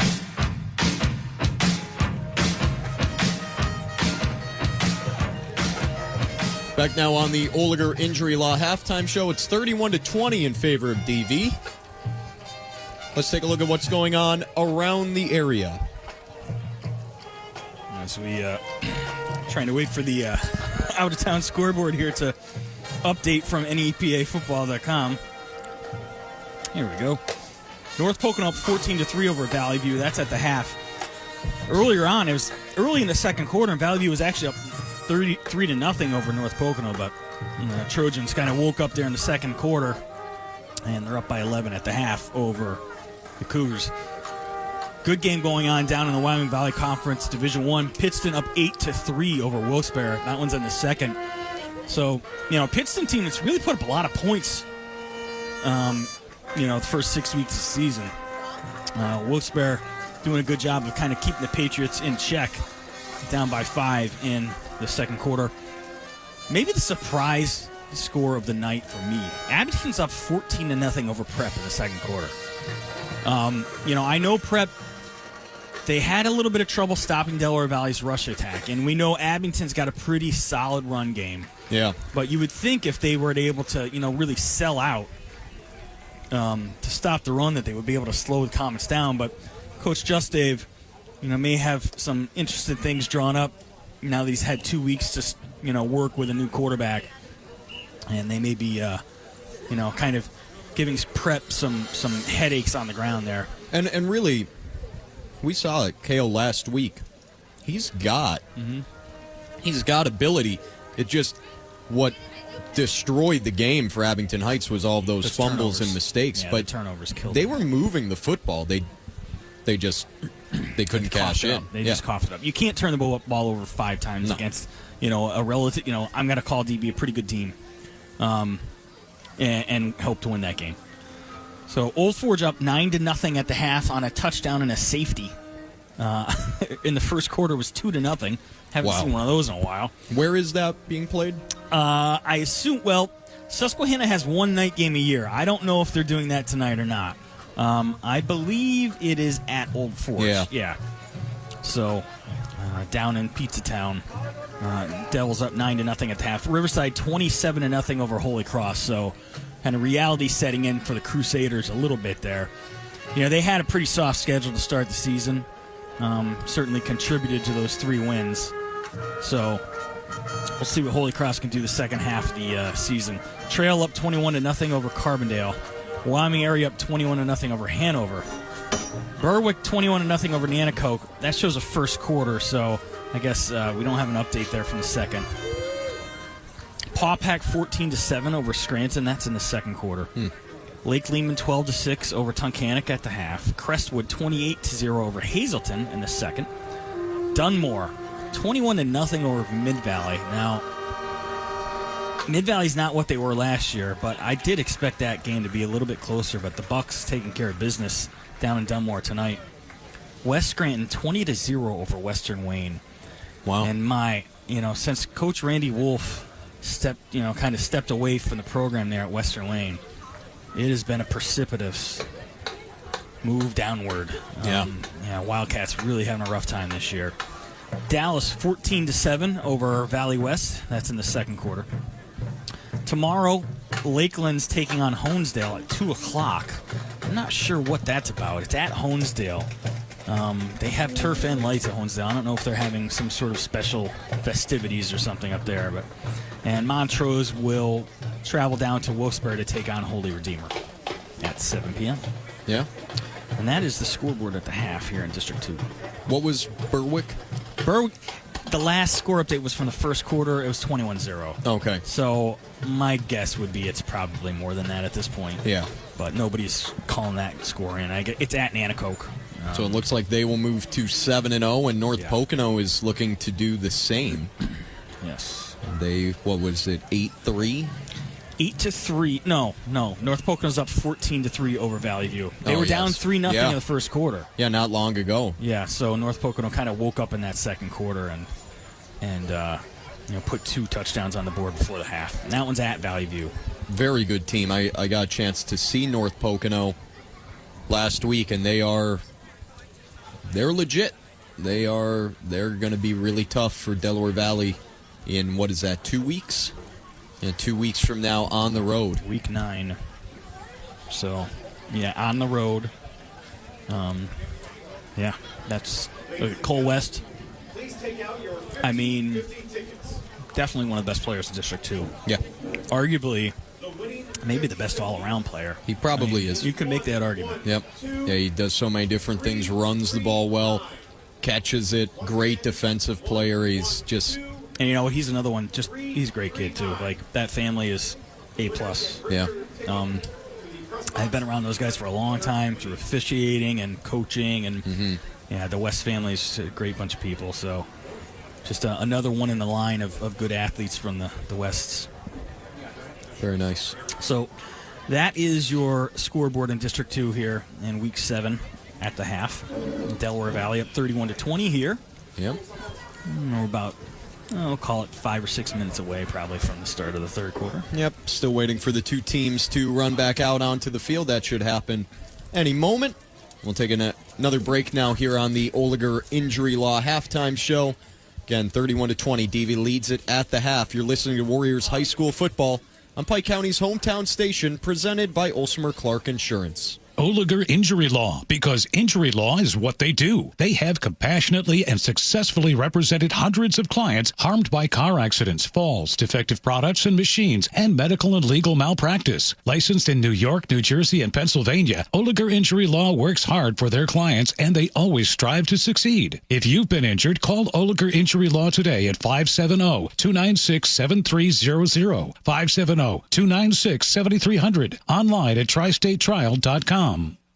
Action Bikes and Outdoor is your local bicycle and paddle store that takes fun very seriously. We have over 200 bikes in stock, a huge kayak and stand-up paddleboard selection, and all the accessories and apparel you could ever ask for. And beyond providing an awesome shopping experience, our service department is tuning, assembling, and restoring bikes every day. When you visit Action Bikes and Outdoor in downtown Milford, you surely will be impressed with our facility, our hospitality, and our wonderful team of professionals that are here to help you 7 days a week. We look forward to you stopping by. The Delaware Valley offensive line protects the quarterback and keeps the opponent from breaking in. Just like how the experts at Ultimer Clark Insurance can help you best protect what you value most in business and in life. Their insurance advisors have a strong passion for insurance, and they treat their customers like family. As an independent insurance agency, Ultimer Clark gives you the power of choice. Visit ultimerclark.com to learn more about how you can protect what matters most to you with the help of Ultimer Clark Insurance.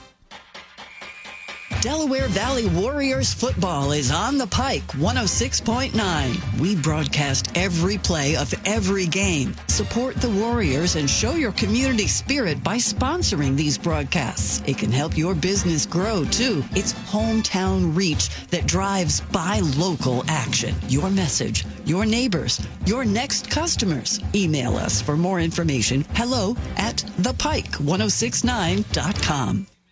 You're listening to Delaware Valley High School football on the Pike 106.9 and 1450 WYNY, Milford. This is Delaware Valley High School football on the Pike. Blue High back out on the field. They are doing their pre-second half stretches. DV presumably will join them any moment. Get to hear the cannon fire off again. I can't see the cannon from where I sit here at the end of the box, and I mean it goes off and I jump literally every time because I don't know what's coming.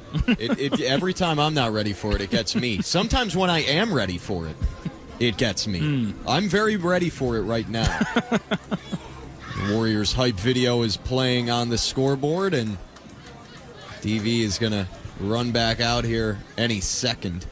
I think DV needs they need to come up with their own version of Renegade for that between the third and fourth quarter. I might have to talk to the powers that be here about coming up with something there.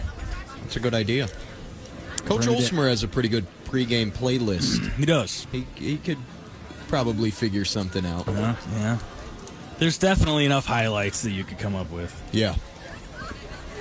So Delaware Valley cheerleaders lining up here. And there goes the cannon. And here comes the team. So DV leading by 11. Second half will start in just a few minutes. Warriors will get the ball to start half number 2. And so big possession. If you're on the offense, look at if you could go up a third score. Yeah, you start feeling really good if you're up by 18. You know, it would also be nice. A long drive. Yeah, like the old 6-7 minute variety. Yeah, because we really haven't seen any of that from either team tonight. I'll say this. If I'm DV, I don't know, maybe it sounds a little crazy, but I got to be watching for an onside kick here, I think. I like that, yeah. Because, Lou High has really struggled to stop him on offense. Yeah. You're down 2 scores right now. Man, you haven't really shown any propensity to turn the football over, like to turn DV over.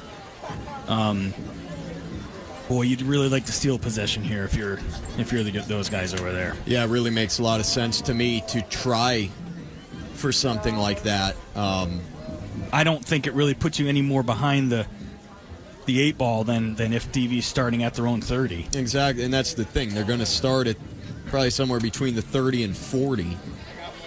It's been a little different tonight. Delaware Valley's been starting more like the 25. But still, to me, that's worth the risk to do something like that.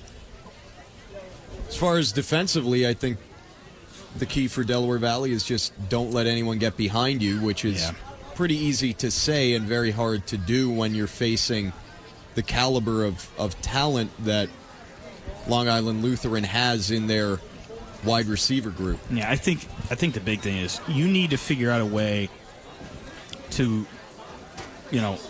consistently get some kind of pressure on Robinson. Yeah. In the second half. When he has time, he's very dangerous. And you are trying to cover those guys downfield, and that's not an easy task when he's got 6-7 seconds back there. You can't have that. So they were able to do a little bit better in the second quarter of making him move and getting him off his mark. I feel like in the second half, you got to figure out a way to keep doing that. Even if you're dropping back 6 and only bringing 4, or dropping back 7, bringing 4, or dropping back 6 and bringing 5. Got to figure out a way to keep number 18 from being able to just sit in that pocket. Mm-hmm.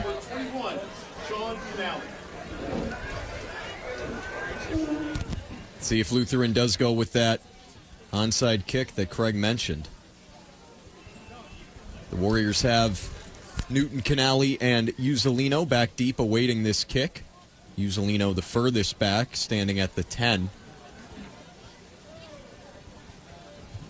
Not sure what we're waiting for.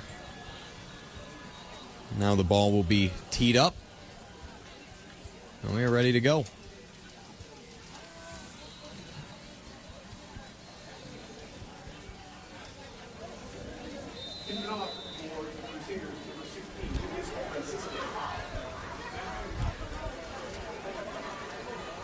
And he boots it away. Short kick fielded around the 25, Canali. And Sean takes it past the 30, breaks a tackle to 40. And he's tackled at about the 43-yard line. So how about that? Yeah. The onside kick, you would have only lost 5 to 10 yards if you had tried it. They did sort of kick that little pooch. I don't know if they thought DV was not going to be able to get to it or kind of get him out of position. Canali with a really nice cutback right when he got to the middle of the field to pick up that extra 15 yards or so. Great field position to start. 1st and 10 at the 44. Opening possession, second half. Warriors lead by 11, 31-20. They're moving from our right to our left now, and the handoff goes Uzzolino, and Mike gains about 3 on first down. I'll say this for Lehigh. When it looks like there's space to work with, it goes away very quickly. It does. Again, usually it looked like he was going to be able to easily pick up 4 or 5 on that, and only gets about 2.5. Uzzolino, the lone back here. Again, it's that inside handoff on a reverse to Newton, and this time Trey picks his way through the defense and gains about 6, maybe 5. A little more space on that one than the last time.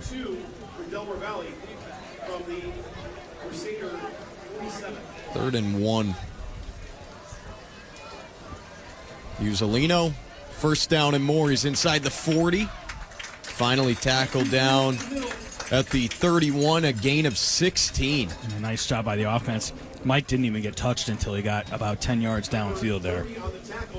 Lots of space to work with off the right-hand side, and they're quickly back to the line. Handoff, Uzzolino, and this time he's tackled at the line of scrimmage. Yeah, he did a good job just to get back to the line. There was a defender that came untouched off the Delaware Valley right side there. James Dabney will run out onto the field now as Tegan Handy checks out. Here comes Jacob Wolak as well for Donald Outer. 2nd and 10 at the 31. Bunch set again. Shotgun snap, McGarvey stepping up in the pocket, dancing around. McGarvey shifty. Ooh, just tripped himself up, unfortunately. Yeah, he gained about 3 up to the 29. It looked like he was going to get maybe 5, but we got a Lehigh player down here. And Crusader down on the field. We'll step aside. You're listening to Delaware Valley High School football on Pike County's hometown station, presented by Olsmer Clark Insurance. Looking to buy or sell your home in the tri-state area? Meet Michael Uzzolino, your trusted realtor at Iron Valley Real Estate Tri-State, located in historic Milford, Pennsylvania. With a passion for helping people, Michael makes you his top priority. Expect timely, reliable, and personalized service every step of the way. Whether you're downsizing, upsizing, or relocating, Michael ensures a smooth, stress-free transaction. Trust Michael Uzzolino to turn your real estate dreams into reality. Visit Michael at michael.ironvalleyrealestatetristate.com. after the game. Keep it here for Pike County's greatest hits. This is the Pike 106.9. Third down and 7. Delaware Valley has it at the 29 of Lutheran. DV leading 31-20, 10:05 remaining third quarter. Kind of an important down here, DV. You got to pick up at least 4 or 5 here. Yeah. Trey Newton in the slot to the far side right of the formation. Uzzolino gets the give. Uzzolino gets about that much. Yeah, got right around what you were asking for. So it'll be fourth and about 3. Yeah, long 3, short 4. Yep. Big play here for this DV offense. Really important down here.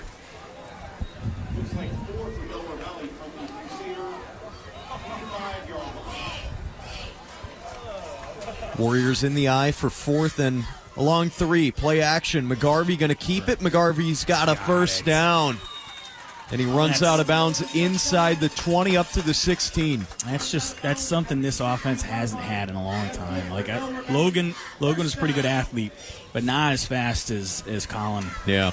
And you knew as soon as he came around a corner, he was going to get it. He ends up gaining 9 on that play. Such a big part of his game. Uzzolino, sidestep. Short gain of 2. He did a really good job to get 2 there. Yeah. There was a man in the backfield again. Definitely could have had him lined up for a 2 or 3 yard loss. Clearly 4 down territory here for your DV, unless, you're in Reagan Decker range here too, so. Yeah, at this point, absolutely. You kick the field goal, you're up by two touchdowns. Probably what Coach O would do. Warriors taking their time a little bit here. Absolutely. It's exactly what you want to do. McGarvey under center takes the snap, tosses it to Uzzolino. Mike is through, and Mike is in. 14-yard rushing touchdown. Uzzolino again. I'll be honest, every time they've gotten into that bunch set, I've been waiting to see the toss play, and they haven't run it yet. That was the first time they ran toss to the bunch. Yeah. And it was an easy touchdown. And the Warriors are now up by 3 possessions. Big drive there from the Warriors. Reagan Decker on the field. And his kick is good. 38-20, 8:34 remaining third quarter. You're listening to DV High School football on Pike County's hometown station, presented by Olsmer Clark Insurance. Action Bikes and Outdoor is your local bicycle and paddle store that takes fun very seriously. We have over 200 bikes in stock, a huge kayak and stand-up paddleboard selection, and all the accessories and apparel you could ever ask for. And beyond providing an awesome shopping experience, our service department is tuning, assembling, and restoring bikes every day. When you visit Action Bikes and Outdoor in downtown Milford, you surely will be impressed with our facility, our hospitality, and our wonderful team of professionals that are here to help you 7 days a week. We look forward to you stopping by. The Warriors. Listen anywhere on your smartphone or tablet. Download the Pike 106.9 app for free. It's another touchdown for Delaware Valley. Mike Uzzolino from 16 yards out makes it 38-20 Warriors. Olsmer Clark drive summary, 9 plays, 56 yards, all on the ground. Capped off by the Uzzolino 16-yard touchdown run. Extra point is good. 8:34 to go in the third. 38-20 Delaware Valley. So the touchdowns for DV tonight. 1 for Dabney, Newton, and Devin Estevez, and then 2 for Uzzolino. And here's the touchback as Butler catches it over his shoulder. And the Crusaders will have it 1st and 10 at their own 20, moving from our left to our right. And now, if you're DV, you have to figure, they're going to pass the football here. Understand there's plenty of time left in the game, but I think you got to sell out to stop the pass at this point. Down, up by 3 scores. They really haven't done much of anything on the ground at all. No. No. Got to watch for Griffin. Yeah, listen, all three of those guys out there are really, really dangerous.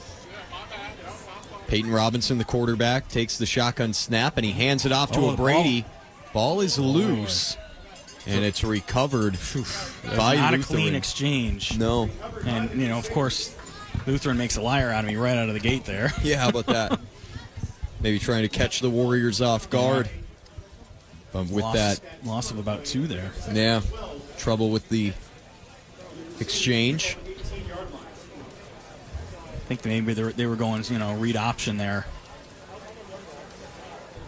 And Robinson either pulled it out later. O'Grady. Robinson complete to Griffin at the 25, and Griffin works his way past the 30 for a first down and all the way up to the 36, gaining 18. Literally 3 steps, boom, just hitting the hitch. Yep. And breaking tackles. 7:40 left, third quarter. Delaware Valley 38-20 on top of Lehigh. Handoff again to O'Brady, and O'Brady has his best run of the game, and he's got a first down up near midfield. He's like the definition of rumbling, bumbling, stumbling. Yes, he is. Because he never looks like he's really on balance, but he does a good job of not losing his balance, even though it looks a little awkward. He also falls forward on most runs. He's a big guy. 14-yard gain there up to the 50. Again, it's O'Brady. And O'Brady running off tackle left. Pushing the pile. Fighting for a few extra yards as he nears another first down. And how about this? Yeah. Lehigh coming out run heavy here. Well, Delaware Valley playing pass, and now they're going to swap out a couple linemen here, one lineman. 2nd and 1. Ball spotted at about the 41.5 of Delaware Valley. And look, we know this is a quick strike offense, so if they get back down to 2 scores, they're right back in the game. Peyton Robinson handles the snap. He looks to the far side. He's got a completion, and Butler stays in bounds. Butler in and out of traffic and inside of the 30 on a first down. And it's so scary when that guy isn't tackled on the first attempt. Yeah. He is the definition of slippery, yes, if you will. Gains 13 up to the 28. Another 5 yards free for Lehigh. Delaware Valley looks like they jumped. Yep. Encroachment against the Warriors. 6:04 to go here in the third quarter. Much faster moving third quarter than the previous 2. That's what happens when you run the football. That's right. Yep. Both teams running the football here in the third quarter.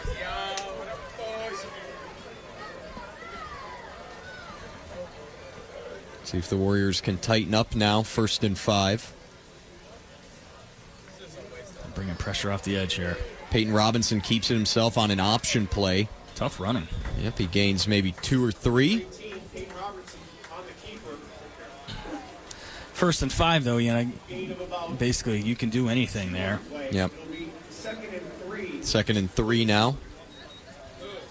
5.5 left in the third.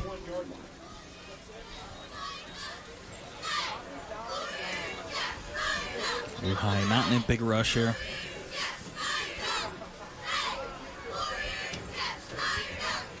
Touch pass to Butler, and Butler squeaks through.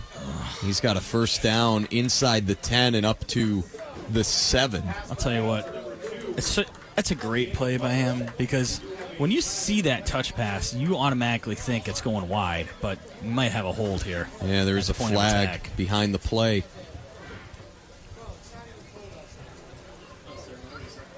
O'Brady chatting with the official. I wonder if this is going to be called against number 4. Yeah. It is a hold on the Crusaders, so that wipes out a 14-yard gain. And it was where he dropped that flag was in the backfield, too. Yeah. It was 3 yards deep. Let's see where they marked us off from. It looks like they marked off from the line of scrimmage. It can't go from behind the line, can it? Not sure if it Maybe can. not in high school. Second down and 13 now.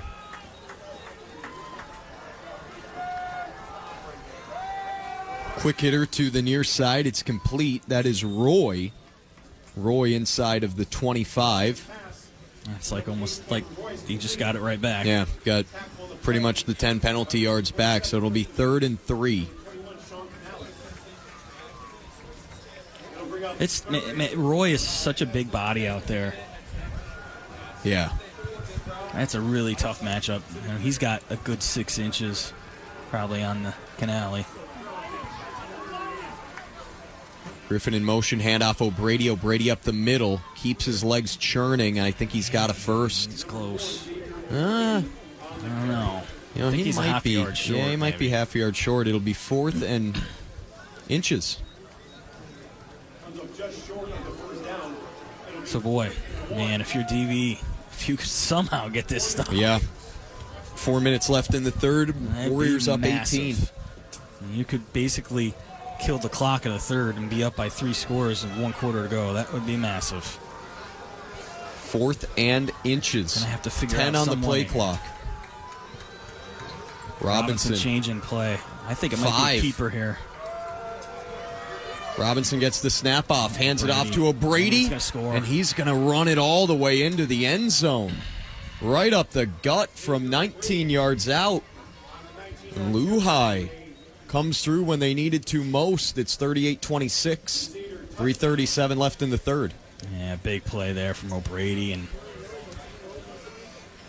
you know he just maybe got slightly touched going through there, but nicely designed play by Luhai, and they're right back in it here.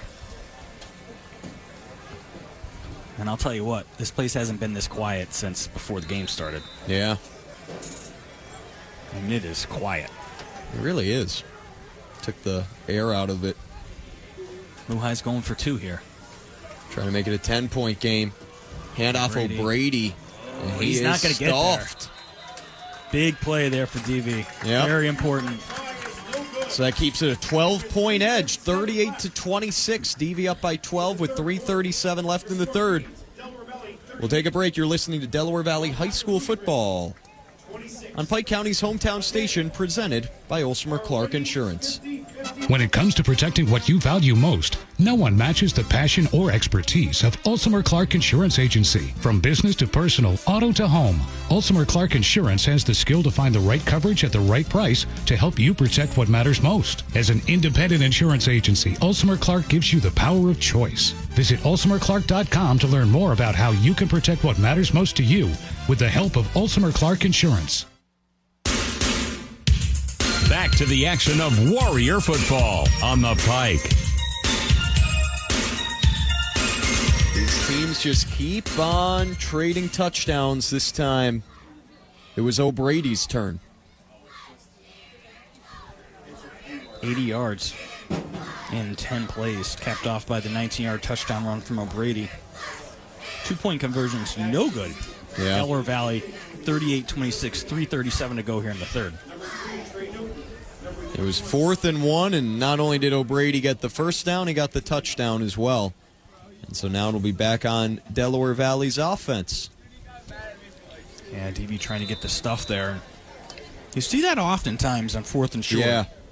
One broken tackle, you have everybody up by the line of scrimmage. Turns Yep. into a touchdown. Short kick fielded by Newton around the 15. Newton waiting for blocks to develop. And nothing ever really materialized as Trey takes it back to the 30. That's where McGarvey and the offense will have it 1st and 10. He was really jogging there.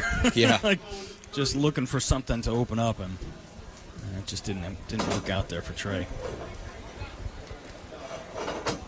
So DV's had pretty darn good field position here throughout most of this game. They only started inside their own 20. Well, the first 3 possessions they started inside the 30. It's been about the worst. Garvey under center, hands off Uzzolino, and Mike. He's got space. Mike into the open field inside the 40, 30, 20, 10. Wow. Gone. He outran that defensive secondary. He outran Griffin. That's impressive. 70-yard touchdown run, Mike Uzzolino. 44-26. That's really impressive. Because I thought he was going to get caught. I did too. And it did not happen. Yeah, Griffin was in hot pursuit. And Mike just kept on going all the way home. Just a really nice cutback. Got through the line of scrimmage. Saw space off to his right-hand side, and he was off to the pylon. Uzzolino has had quite a few of those long touchdown runs over the last few weeks. What a huge answer from DB. It's 45-26, 3:19 to go in the third. You're listening to Warriors High School Football on the Pike, 106.9, presented by Olsemer Clark Insurance. Oliger Injury Law, because injury law is what they do. They have compassionately and successfully represented hundreds of clients harmed by car accidents, falls, defective products and machines, and medical and legal malpractice. Licensed in New York, New Jersey, and Pennsylvania, Oliger Injury Law works hard for their clients, and they always strive to succeed. If you've been injured, call Oliger Injury Law today at 570-296-7300, 570-296-7300, online at tristatetrial.com. Back to the action of Warrior football on the Pike.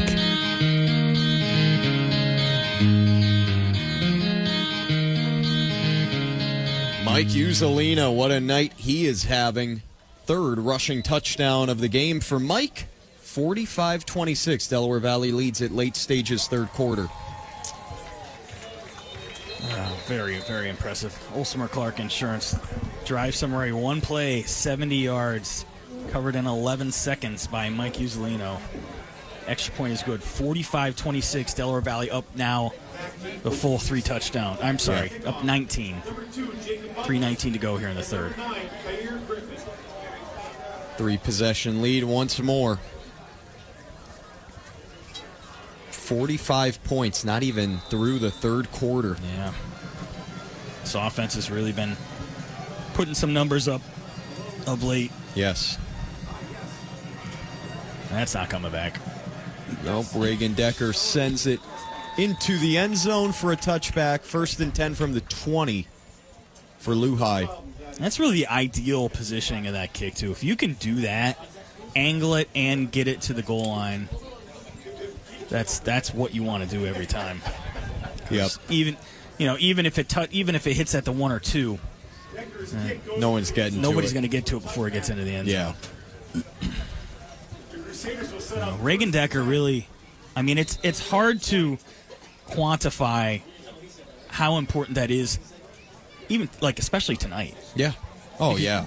I mean, we've seen what they can do if they get the football in their hands. Yeah, opening kickoff return for a touchdown. And I mean, Delaware Valley's been regularly catching the ball at the 15 to 20-yard line on their returns. Yes. And every time Lehigh catches it, the best is they're getting it on the 1. The 1. Touch pass here to Griffin, and Griffin gains 7? 7, yeah. Kyer Griffin. And it's what Lehigh does isn't fancy. No. But they just have the superior athleticism. I mean, these guys get to the edge and you hold your breath.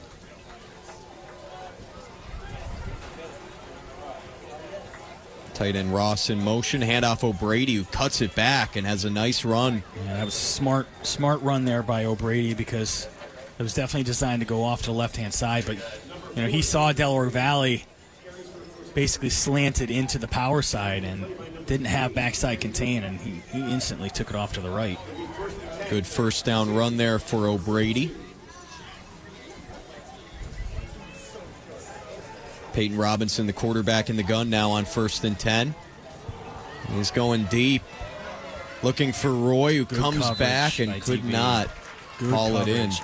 Is he complaining there? He's begging for a flag. Really good coverage. There's no way that's interference. Chris Devaney was back there, as well as Dylan Bannon. Or no, excuse me, that was Zion Cologne.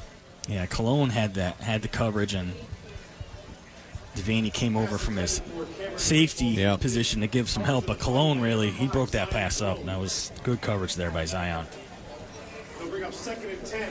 2nd and 10 now for Lehigh from their own 32. DV up 45-26, 2:19 left in the third. Ross, the tight end, in motion. Handoff here, O'Brady, and there's a gaping hole. They did a really nice job of kicking out the D end right there. O'Brady gains maybe 7. Up to the 39. Inside of 2 minutes remaining in the third. And this is where, if you're Lehigh, you feel like you want to. You feel like you have to put something in the end zone here before at least on this drive. And the clock starts to get your enemy when you're down by 3 scores in the fourth quarter. We know what they're capable of, but when Delaware Valley knows you have to throw the football, it's a lot harder to get over the top. Taking quite a bit of time here. 2 on the play clock. 1. Didn't get the snap off. They did not get that off. Nope. Delay of game. Robinson's frustrated, but look, that's on him. Yep. I mean, he can see the play clock at the end at the other end. It's very visible. So now it'll be 3rd down and 8. That's a big difference. Big difference. Especially with the field position you're in here. If you pick up 2 or 3 there, fourth and 1 on the 41, no big deal. But if you can't do that now, the ball's inside your own 35 now.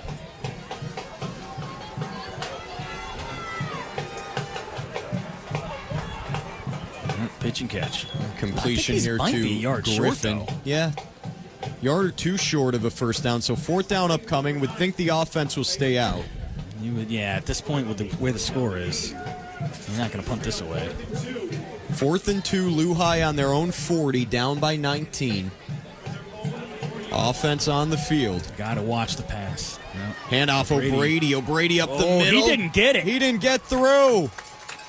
Defense forcing a turnover on downs. Mark him down. Yeah, they got him down at the 45, right? At the 40, I should say. Just confused by what the officials. I don't know what they're discussing. I mean, both side judges came in. There we go. Yeah. I think they just wanted to confirm that they saw a knee hit the ground or an elbow, whatever. And now a flag. And I think maybe one of the Lehigh players might have said something. Yeah, unsportsmanlike conduct on the Crusaders. Boy, that's 15. Yeah, it's Delaware Valley's going to have it at about the 25. Wow. Delaware Valley will take over. 1st and 10. That's a big penalty. That's a big mistake. 1-yard line. Should have it at the 26 after this penalty.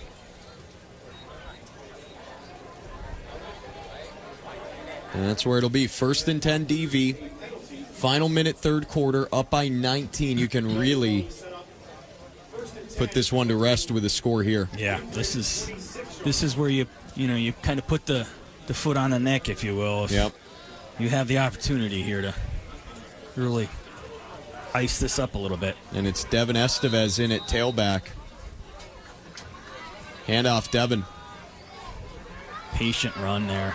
He fights for some extra yardage and nears a first down. He does not look like much, but I'll tell you what, he is so difficult to bring down. He really is. Feels like he gains 8+ yards every single time. And the stats back it up. He is averaging about 8 yards per carry for the season. Yeah, he has been a great 1A here, if you'll say, if you put it the way he's really stepped up the last 2-3 weeks to give Coach Olsemer that second really high quality option in the backfield to give Uzzolino a little bit of a rest, because Mike's importance on defense is I think underestimated. You're right. Handoff here, Devin Estevez. He bounces it to the outside, and he gets cut down at about the 10. Another first down run, and if the Warriors choose, that will end the 3rd quarter, and it will. Really nice 12 minutes of football for Delaware Valley. They lead this one 45-26 as we move into quarter number 4. You're listening to DV High School football on the Pike 106.9, presented by Olsemer Clark Insurance. It is into the 70s, and my name is Todd Chambliss. We've got some great music and memories ready to go for this week's show. Music like this. And memories like this. Marsha. It's music and, frankly, a lot of fun. Don't miss the next Into the 70s with Todd Chambliss. The Pike presents Into the 70s, Saturday nights at 6. Into the 70s. Back to the action of Warrior football on the Pike. Time for the Action Bikes and Outdoor fourth quarter as we switch sides of the field. Delaware Valley looking to, for all intents and purposes, put this one away if they can find the end zone on this drive. Don't want to get ahead of ourselves too much. I know we're Yeah, to me, you go up by 4 possessions. It's tough. It'd be really tough with DV knowing what they have. You know, we know what Lehigh would have to do. Yeah. It is probably kind of insane for me to say that anything's safe after what we saw in Dunmore a few weeks ago. We don't want to talk about that. No. So that's why I don't want to. Yeah, it feels that way, but you never know. There's 12 minutes to go. 1st and 10 from the 12 of Lehigh. DV sticking with Devin Estevez. He gets it, bounces it outside, and he falls ahead. Again, it doesn't look like there's anything really there to work with. It looks like Lehigh's got it pretty well bottled up, and he picks up 6. Yeah, 7 even. Yeah, it is about 6. To the 6. Colin McGarvey getting tired running back and forth to the sideline here. But this DV offense has really stepped things up here tonight. Just sustained drives. Warriors taking their time. As they should. Although now you have to 10, break this. Gotta move here. No long count here. 5. Gotta move. 3. Got the snap off. Devin Estevez. Bit of a hurdle there, but nowhere to go. Yeah, not much. Definitely didn't actually have anything to work with that time. We're inside of 11 minutes remaining. Coming up after the game, we have our Michael Uzzolino post-game show. Break this one down. Name our Warrior of the game and look ahead to next week. 3rd and 3 here for DB. Dabney comes on and Justin Estevez comes off. It's a big play here for DB. You want to put this in the end zone. Garvey in the gun. Newton to the left of the formation. Colin dropping back, stepping up. He will run, and he... About a yard short. Yeah, got about a yard. I'll tell you what, I want to go for this if I'm Coach O. I think you do. I want to bring the heavy set in, although they didn't really give him anything there, did they? Maybe half a yard, and Reagan Decker is...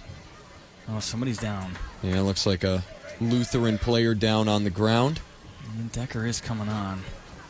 I'm not sure where that ball was spotted. If it's no gain, then I get it. You're gonna kick it. But if I got a 4th and 1 here, if I had a 4th and 1 here, I want to line up and get it. 4th and 2 is a little more difficult. But man, I'll tell you what. I don't know. Heavy set. They haven't really shown the ability to stop you. The other thing too is a field goal makes it a 22-point game.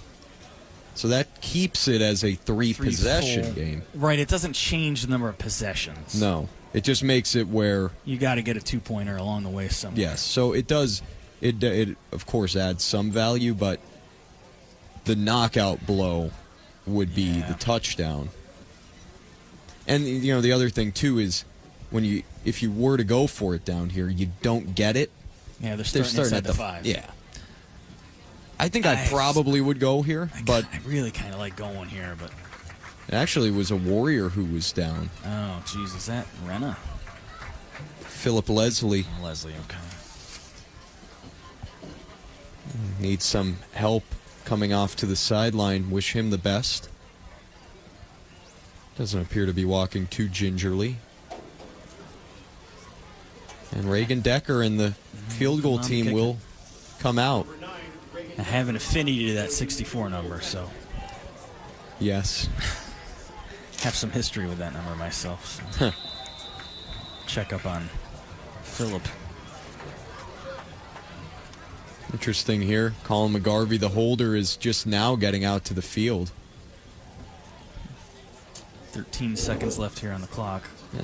They're taking their time. Wonder if you call a timeout here. Maybe. I think they will. It's not a terrible idea. Yeah. But you would think with the injury, you would have had made a decision there. But Timeout Warriors, their first of the second half. We'll take one, too. You're listening to DV High School Football on Pike County's hometown station, presented by Olsmer Clark Insurance. For over 70 years, Lehman Strickler Insurance Agency has been protecting their neighbors right here in Pike County. As an independent local agency, they offer more than just a policy. They offer peace of mind. From a new driver and the family to your business and your boat, they'll find you the right coverage at a great price. Don't get lost in the jargon of insurance. Get personal expert service right here at home. Call Lehman Strickler Insurance Agency today at 570-296-6416. Visit LehmanStricklerInsurance.com or their Milford office on Broad Street. Pike County's greatest hits and your home for DV football. The Pike 106.9. Back now after that timeout from Coach Olsmer, and it appears that he has changed his mind. Yeah. And he will send the offense back out there. I like this call. I do too. So it's 4th and like a long 2.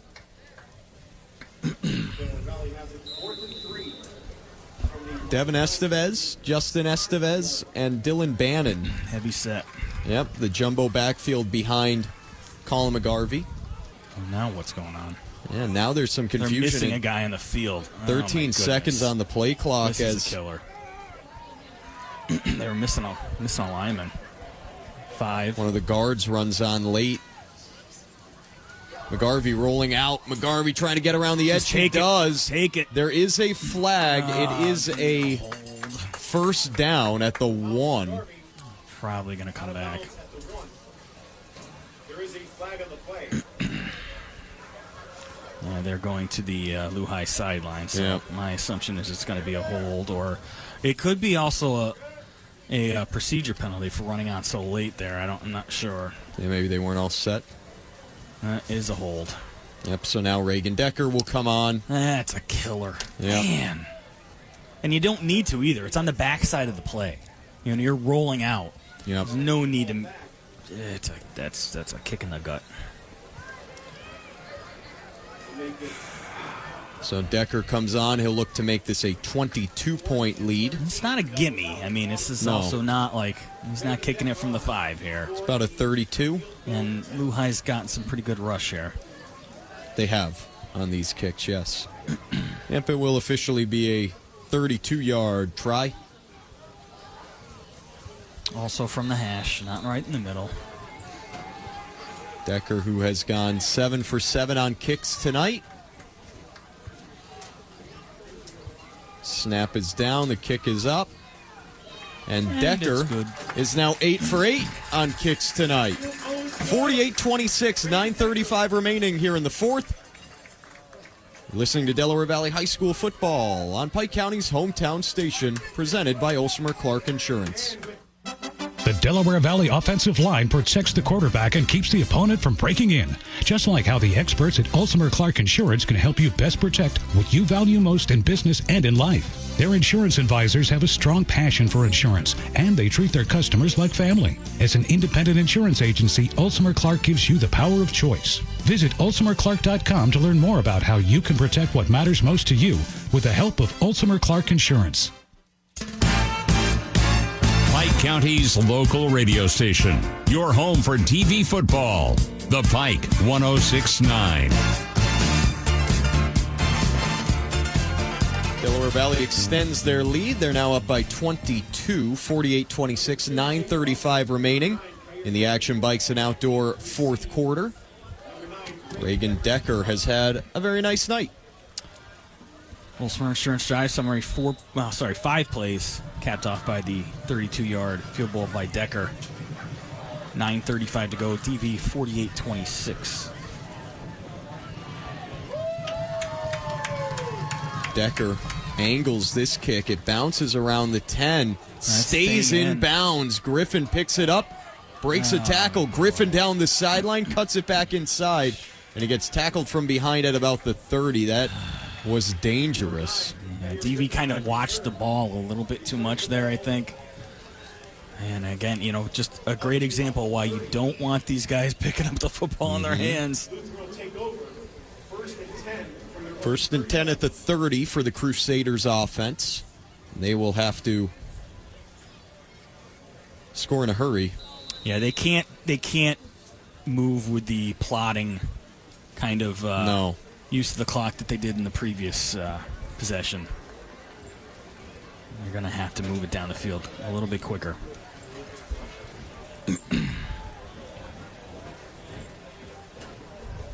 Robinson brings his troops back out onto the field. 4 wide, 2 on each side of the formation. Low snap, handoff O'Brady. O'Brady gains about 2. Really interesting how run heavy. In the second half. Yeah. Down by 2 scores right from the get-go. DV, I think you got a DV player now. I could be very much off base here. I wonder if it's almost like somewhat of a concession from them. That Because seems kind of crazy to me, but I mean, you have 27 guys on your team. Yeah, I hear you. They've gotten banged up a little bit here tonight. You wonder if it's just some preservation, especially with how many plays were run in the first half. Right. Because it just cramp there, by the way. It doesn't make any sense that you were so pass heavy in the first half, and now down by 2-3 scores, you're running the ball over half the time in the second half. That's It's just weird. And with the weapons that you have on the outside, Yeah. it seems strange, but I don't know. I mean, you can score quick. Like, you had the ability to score quick. Yeah. Well, that should be a false start. Yeah, that's got to be a false start. I On think everybody Roy. was like, did I really see that? Yeah, I Yeah. did.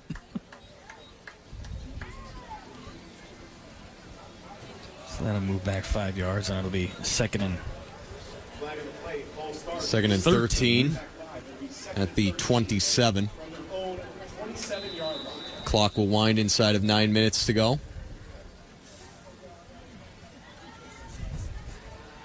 Robinson to the far side. Canali tried to get a hand in, but instead the catch is made by, can't tell who. It might have been Alexander Johnson out there. It's great coverage by Canali. It was Johnson. 3rd and 5 here for Lou High. Gain of 8. 8:25 left in the action. Bikes and Outdoor 4th. Just, you got to make sure you don't get beat over the top on any kind of double move here. That's a huge thing here if you're DV. 3rd down and 5. Robinson in the gun. Play clock low. It's at 1. Didn't get it Can't off. get off again. Wow.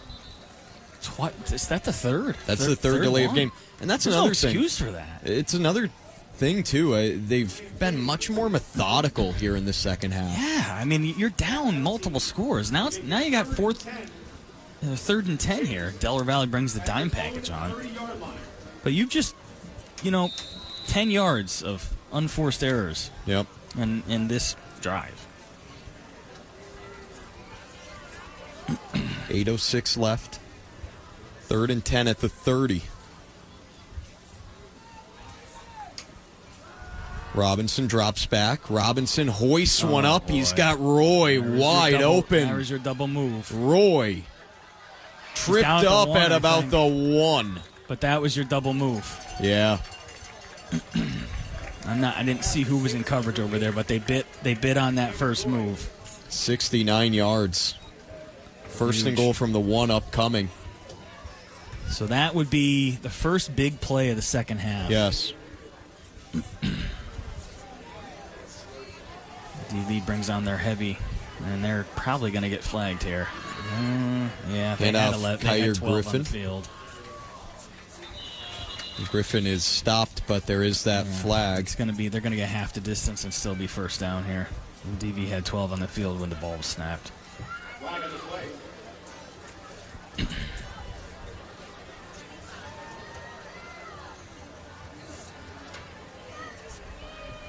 Yep. Substitution penalty. Replay of the down. First and goal from the half-yard line. Yep.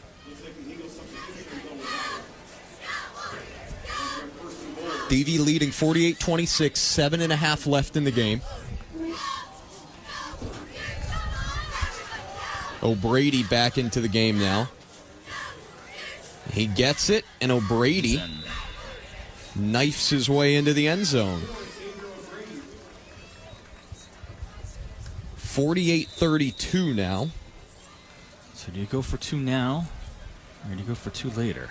I feel like I think they're going to go for it now, I feel like. Yeah. The official timeout. Some DV players down here. Yeah, there's a Warrior down. Looks like a lineman. Yeah, I guess you go for it here because then you know that you're still going to have to score 2 more times anyway, and you can go for it twice if you have to. Yes. So it looks like Philip Leslie seems to be all right. He's come back on the field here. Coach Olsmer over there.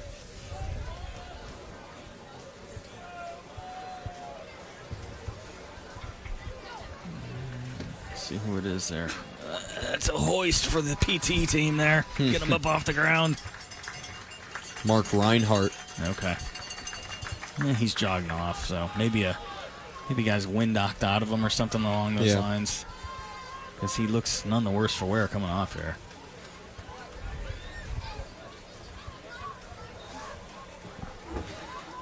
So 7:22 to go here in the game. And the Crusaders will go for 2 here. Trying to make this a 14-point deficit. Fake the give. And throwing it to a wide-open Alexander Johnson to make it 48-34. 48-34 the score, 7:22 remaining. This game's not over, folks. It is not over. We'll step aside. You're listening to DV High School Football, Pike County's hometown station, presented by Olsmer Clark Insurance.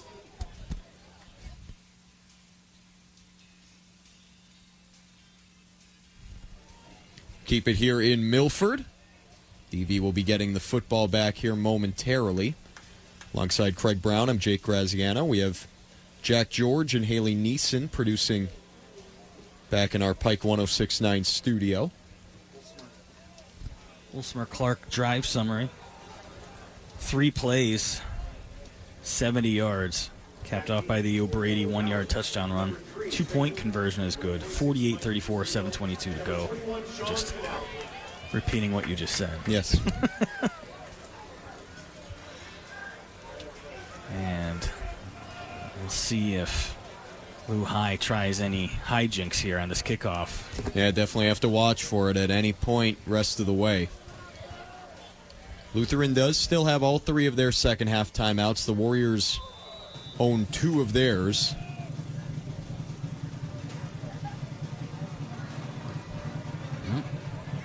Another short kick fielded at about the 20. This is Canali who bounces it outside, and Sean has a nice return across the 35, up near the 40. I mean, that's the difference. When you start 15 to 20 yards ahead on every possession compared to your opponent, that is a big deal. 40-yard line. It's just like the other team kicked the ball out of bounds and +5. Yeah. So DV now, they need one of these 5-minute plus drives here. Salt this thing away. Looks like Lucas Petersheim is in at quarterback now, and he hands off to Uzzolino. Wow. Sure what's going on there. McGarvey is on the sideline with his helmet on. That's concerning, maybe. He's got his helmet on. I get it if you're just going to run the football every down. Maybe that's the thought process here. Nice gain on first for Uzzolino. Still makes you wonder, though. Yeah, because the rest of the starters are out there. All out there. So we hope that there's not something that we're unaware of with Colin. Taking lots of time here, down to 5 seconds. Needs Second to go down quick and here. 4-2. Handoff Uzzolino. Mike through. And Mike he is Uzzolino gone. is gone again. Goodbye. 46-yard touchdown run, his 4th of the night. 54-34 with 6:19 to go. 54 yards. Oh, yes. Yes, that's right. They were on their own 46. Wow, But what a night. He has been tremendous tonight. Easily over 200 yards rushing. And remember, he almost had that. He had That would have been probably a touchdown in the that one that was just thrown a little too far there. And then he had the other one called back. Correct. Uzzolino could have 6 touchdowns He's got a tonight. huge night Seriously. Decker is out there, and he's good again. 55 points for Delaware Valley. 55. They're up by 21 with 6:19 to go. Stick with us. You're listening to DV High School Football on the Pike, 106.9. Presented by Olsmer Clark Insurance.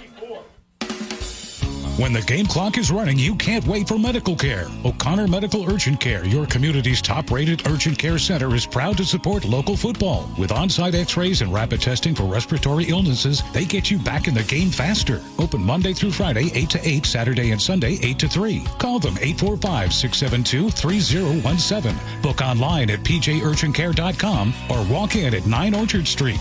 O'Connor Medical Urgent Care. Quality care when you need it most.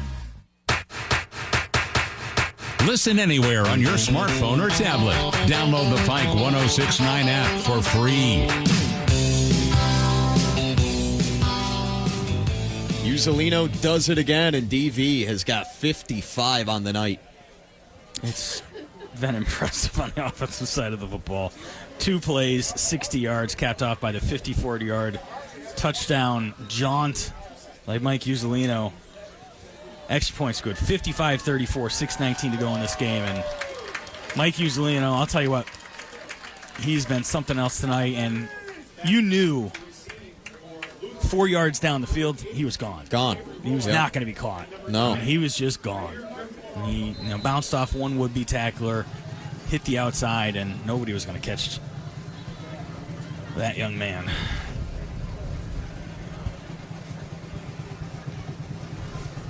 Great Reagan kick. Decker, nice line drive kick into the end zone. And so Lehigh will have it at their own 20, down by 21 with 6 minutes left. Just look at these starting field position comparisons. Yep. It's tremendous. It is. Yeah.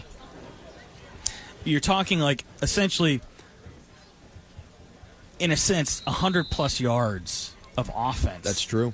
That Lehigh has to make up in comparison to DV. Yeah, that's a good when you way of put putting it. it. That way. Yeah. It's sort of the way I think you have to look at it to give it the amount of weight that it deserves. Reagan Decker is worth 100 to 150 yards of offense today. Truly. If you look at it like that. Yep.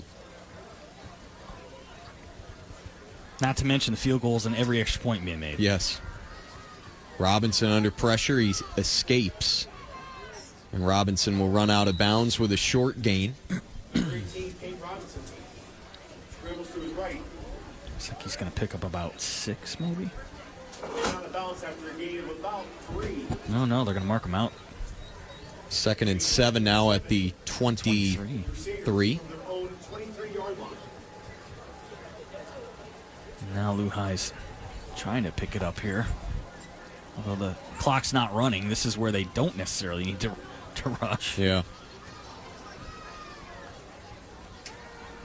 Robinson to the far side, and broken up incomplete. There. Is that Purdon? Yeah, Lucas Purdon again. He's had a nice night.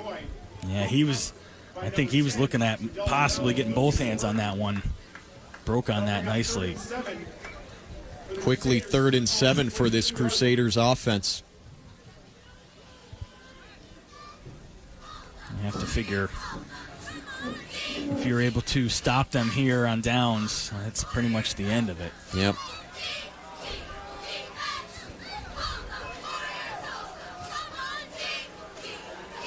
Robinson directing his wide receivers around. 3rd and long, Robinson hits Roy. And Roy, he's gonna have it probably. Yeah, he's got first down across the 30. But he gets up a little gimpy. Gain of 8 up to the 31. Under 6 minutes left. Action Bikes and Outdoor fourth quarter. DV leading 55-34. They look to improve to 3-4 on the season. It would be their 3rd straight victory. 5 wide now for Lehigh. And there's a man uncovered. Right? Direct snap Keeper. here to Butler, who Butler gets away. Oh, Butler's boy. still going. Butler, my goodness, Boy, out of bounds He near could have lost first. 3 or 4 yards, and Delaware Valley lucky. So hard to bring him down, and really, that might have been his first touch of the second half. I think you're right. Direct snap to him, just want to get the ball in his hands in some way.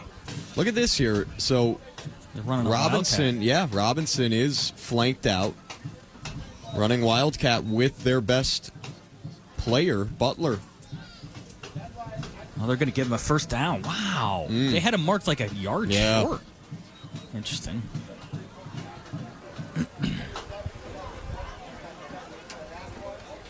Butler this time hands off to O'Brady, who gets cut down. Not much there at the line. Maybe got to the line of scrimmage. Hey, I'm telling you, Craig, this... Yeah, seems like they packed it in. They did. I honestly think they have for the majority of the second half. It's strange. I mean, I don't know. I mean, obviously they have a schedule that they still need to work through. This is only their 4th game of the season. Timeout called by Coach O, his second spent of the half. 5:15. Maybe we have an opportunity to take a look at the score. Yeah, take a look at some scores. We have our Usolino post-game show coming up after the game. Thank our friends at NEPAfootball.com. Chris Kaharski and his team keeps the scoreboard updated, on top of things all the time on a weekly basis. North Pocono up 35-10. That one's in the 4th, so Trojans look to continue to be undefeated. They'll be 7-0 after tonight. Pittston area 24-17 in the 4th over Wilkes-Barre, so that game's still in question. Yeah. Wolfpack's keeping it in one score. Big comeback for Prep. 15-14. They're up over the Comets in the 4th. Wonder if they went for 2. I don't know. Because it was 14-0. Kind of makes sense. Right. And it's 4th quarter, so it's a very good possibility. We've got updated score, Berwick 42-16 winners over Nanticoke. That's a final. Oh, that game is already over. Yeah. Yeah, it just started at 7 o'clock, not 6:20. Wow. Wyoming area up 49-14. See if there's any competitive scores. Old Fort's 23-0 over Susquehanna. And we'll get a few more here, maybe, as we move on. 2nd and 10. Butler running option. Tosses it. Speed option. It was really a triple option play. Yeah, and it looked very awkward, though. It's clearly not something that they run often. No. That's a complicated for high school. Yes. Well, if you don't run it a lot, right? Yeah. I mean, there are teams that are That's what really they do. good at it. That's all they do. Yeah. But, yeah. If it's not all you do, it tends to look like that. 3rd and long now, clock running. And maybe Lehigh just working on some things that to use later in the season. Robinson going deep again, looking for Griffin, and it's underthrown. 4th and 9. That's interesting. So they brought Robinson back in here. Yeah. Well, I guess because it was a clear passing situation. Offense staying out there for this 4th down. 4th in the game, pretty much.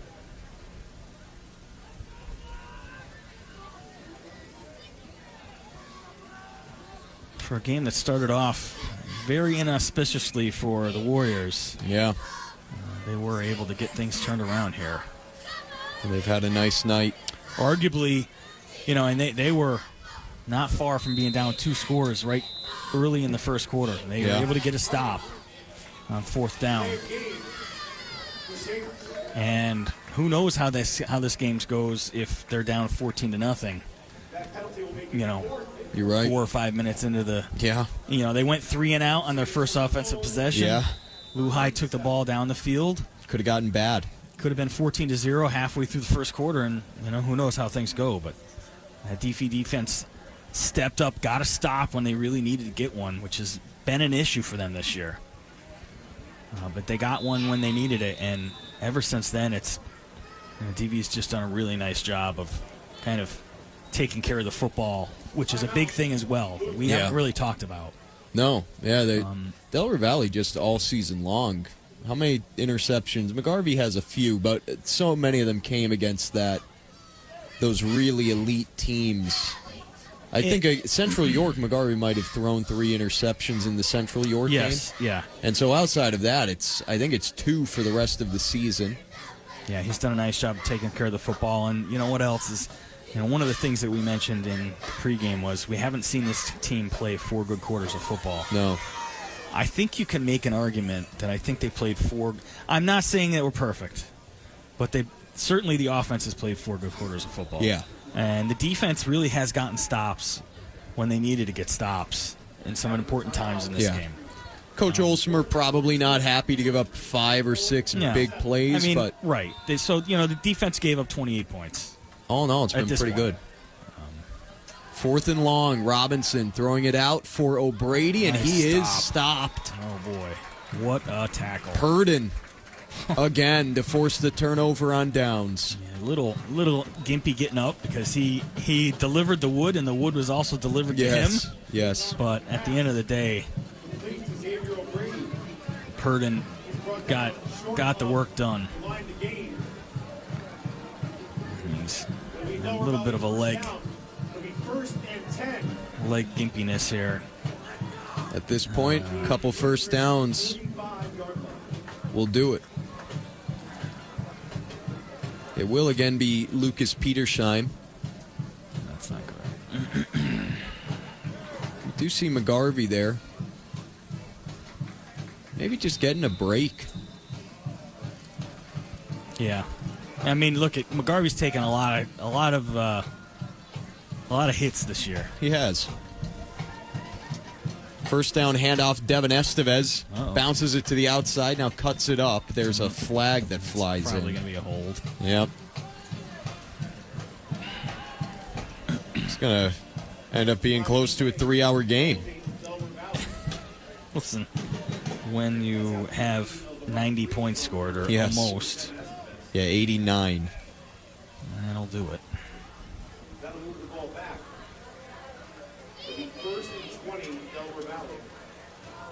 It is a hold. So DV leading 55-34, 4:23 remaining. Got our Usolino post-game show coming up. Name our Warrior of the Game. Next week, DV will be right here on this field again, taking on Valley View in a game that DV will be expected to win. Won't be easy. No, Valley View is. Always a good opponent. Never is. But Delaware Valley will be expected to win that game. Estevez breaking tackles. Estevez gets the penalty yardage back and maybe an additional yard on top. Really nice run there by Devin. Looks like a gain of about 11 on the play. Gains 11. 9 for the Warriors. 3:40 left in the Action Bikes and Outdoor fourth quarter. Lehigh will they are going to be fine with just letting this clock run. Yep. Yeah, both teams. We get another 2 first downs, probably over. Estevez again. Pick up about 4. Yep. Maybe 3rd and 5 for the Warriors. We move inside of 3 minutes remaining. 3 wins in a row. It's nice to get one over a team that's this team's got a lot of talent on the other side. Yeah. I do believe, though, that depth along the line of scrimmage was a major factor in the second half. It really hurts. Because the first half, they were doing all right against the run. Second half, Delaware Valley just ran all over the place on this team. 3rd and medium. Devin Estevez is upended about a yard short. Number 24, Devin Estevez on the carry. And now, Picks up about 5 of the play. That'll make it pretty much you get this first down, you can run the clock out. If not, Lehigh gets it back. 4th and 1. See, do you sneak this with Petersheim? I think it'll just be... I really don't want to get Estevez. And I don't need to see my number 1B running back here. Maybe Justin Estevez gets one here. He won't. Yeah. It's Devin. And Devin has a game-clinching first down. I'll tell you what, now it's on 1st and 20. That was on 1st and 20, yeah. That's right. So they picked up 21 yards on the ground with 3 straight runs when you know exactly what they're going to do. There's no question they're not going to throw the football there. Now it's just 2 kneel downs, and you move to 3 and 4. Nice win here for Delaware Valley tonight. They were, outside of the first couple of minutes, they were really in control. And you know what? They gave up some big plays. There's no doubt about it. But I would argue that all in all, they did a pretty good job of containing Jacob Butler through 48 minutes. Yeah. That first quarter, he did his damage, but in the second half, he didn't do a whole heck of a lot. You're right. And even arguably through 3 quarters, he didn't do a whole heck of a lot. Yep. So, we started, we went on the air at 5:50. Yes. It's been a long one. It's been a while. Yes. Yes, it has. One more kneel down. Lutheran will head back to Long Island. Delaware Valley takes them down. Each of the... home and home. Yeah, each leg of the home and home. Delaware Valley owned both of them. That'll do it. 55-34, the final here tonight in Milford. Delaware Valley wins their 3rd consecutive victory.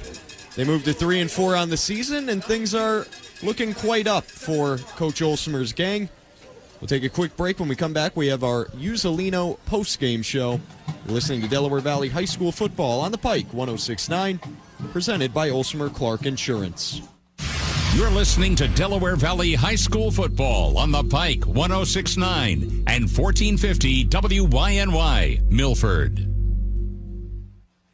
When it comes to protecting what you value most, no one matches the passion or expertise of Olsmer Clark Insurance Agency. From business to personal, auto to home, Olsmer Clark Insurance has the skill to find the right coverage at the right price to help you protect what matters most. As an independent insurance agency, Olsmer Clark gives you the power of choice. Visit olsmerclark.com to learn more about how you can protect what matters most to you with the help of Olsmer Clark Insurance. This is Delaware Valley High School football on the Pike. Time now for the Michael Uzzolino post-game show. 55-34. That's the winning tally for Delaware Valley tonight. Good night. Good night to be a Warrior.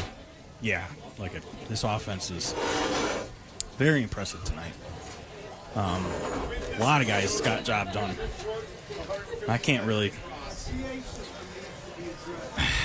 I don't know. What do you pick out? A couple missed passes? That's about the worst thing you can say, I think, about the offense tonight. Yeah. Two maybe? Offensively, they were very impressive.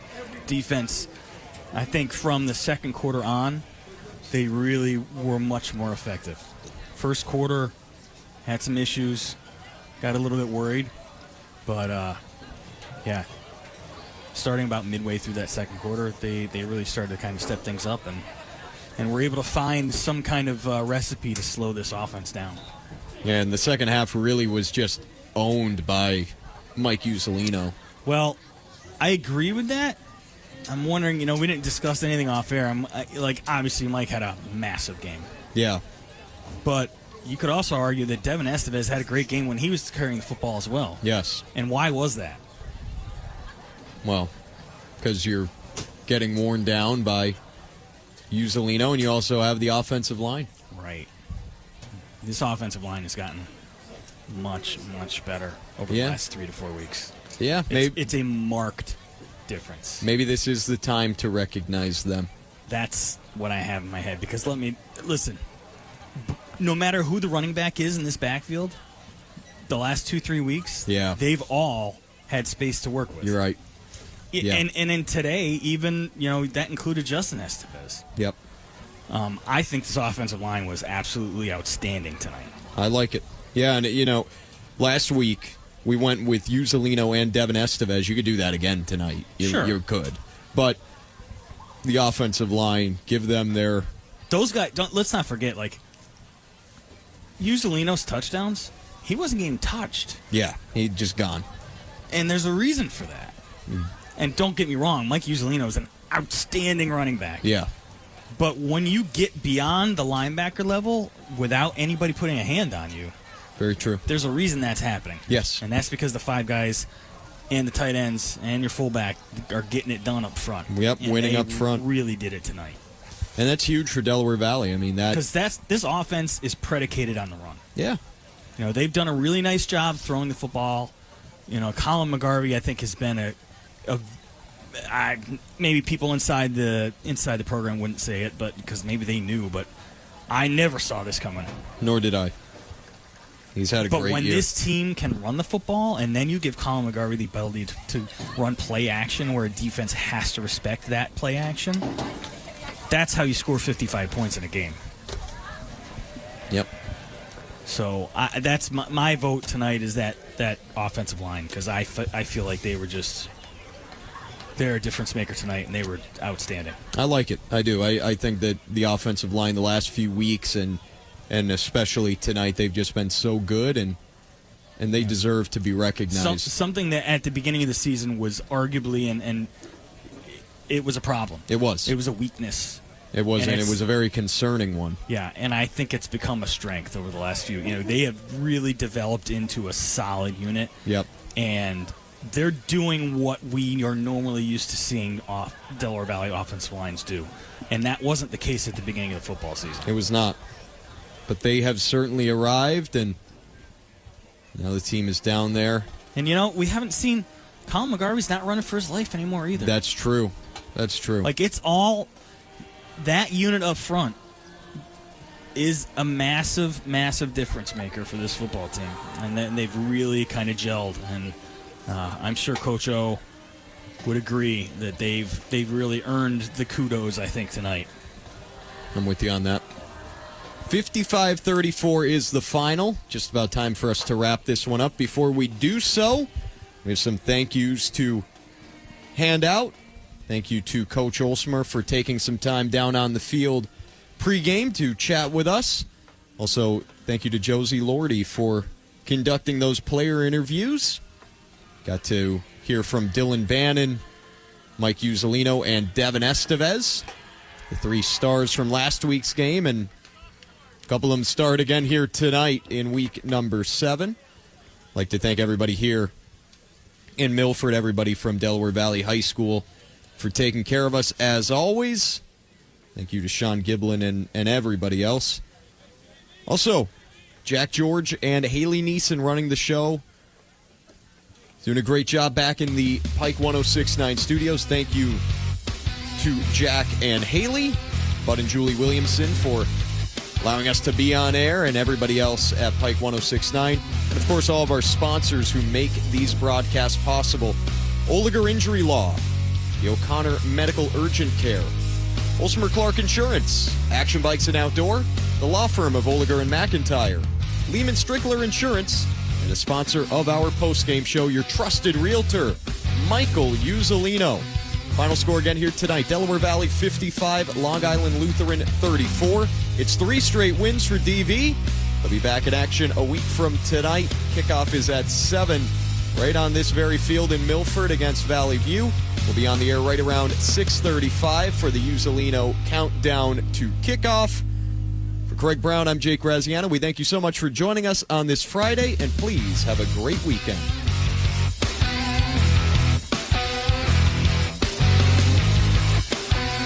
The Pike.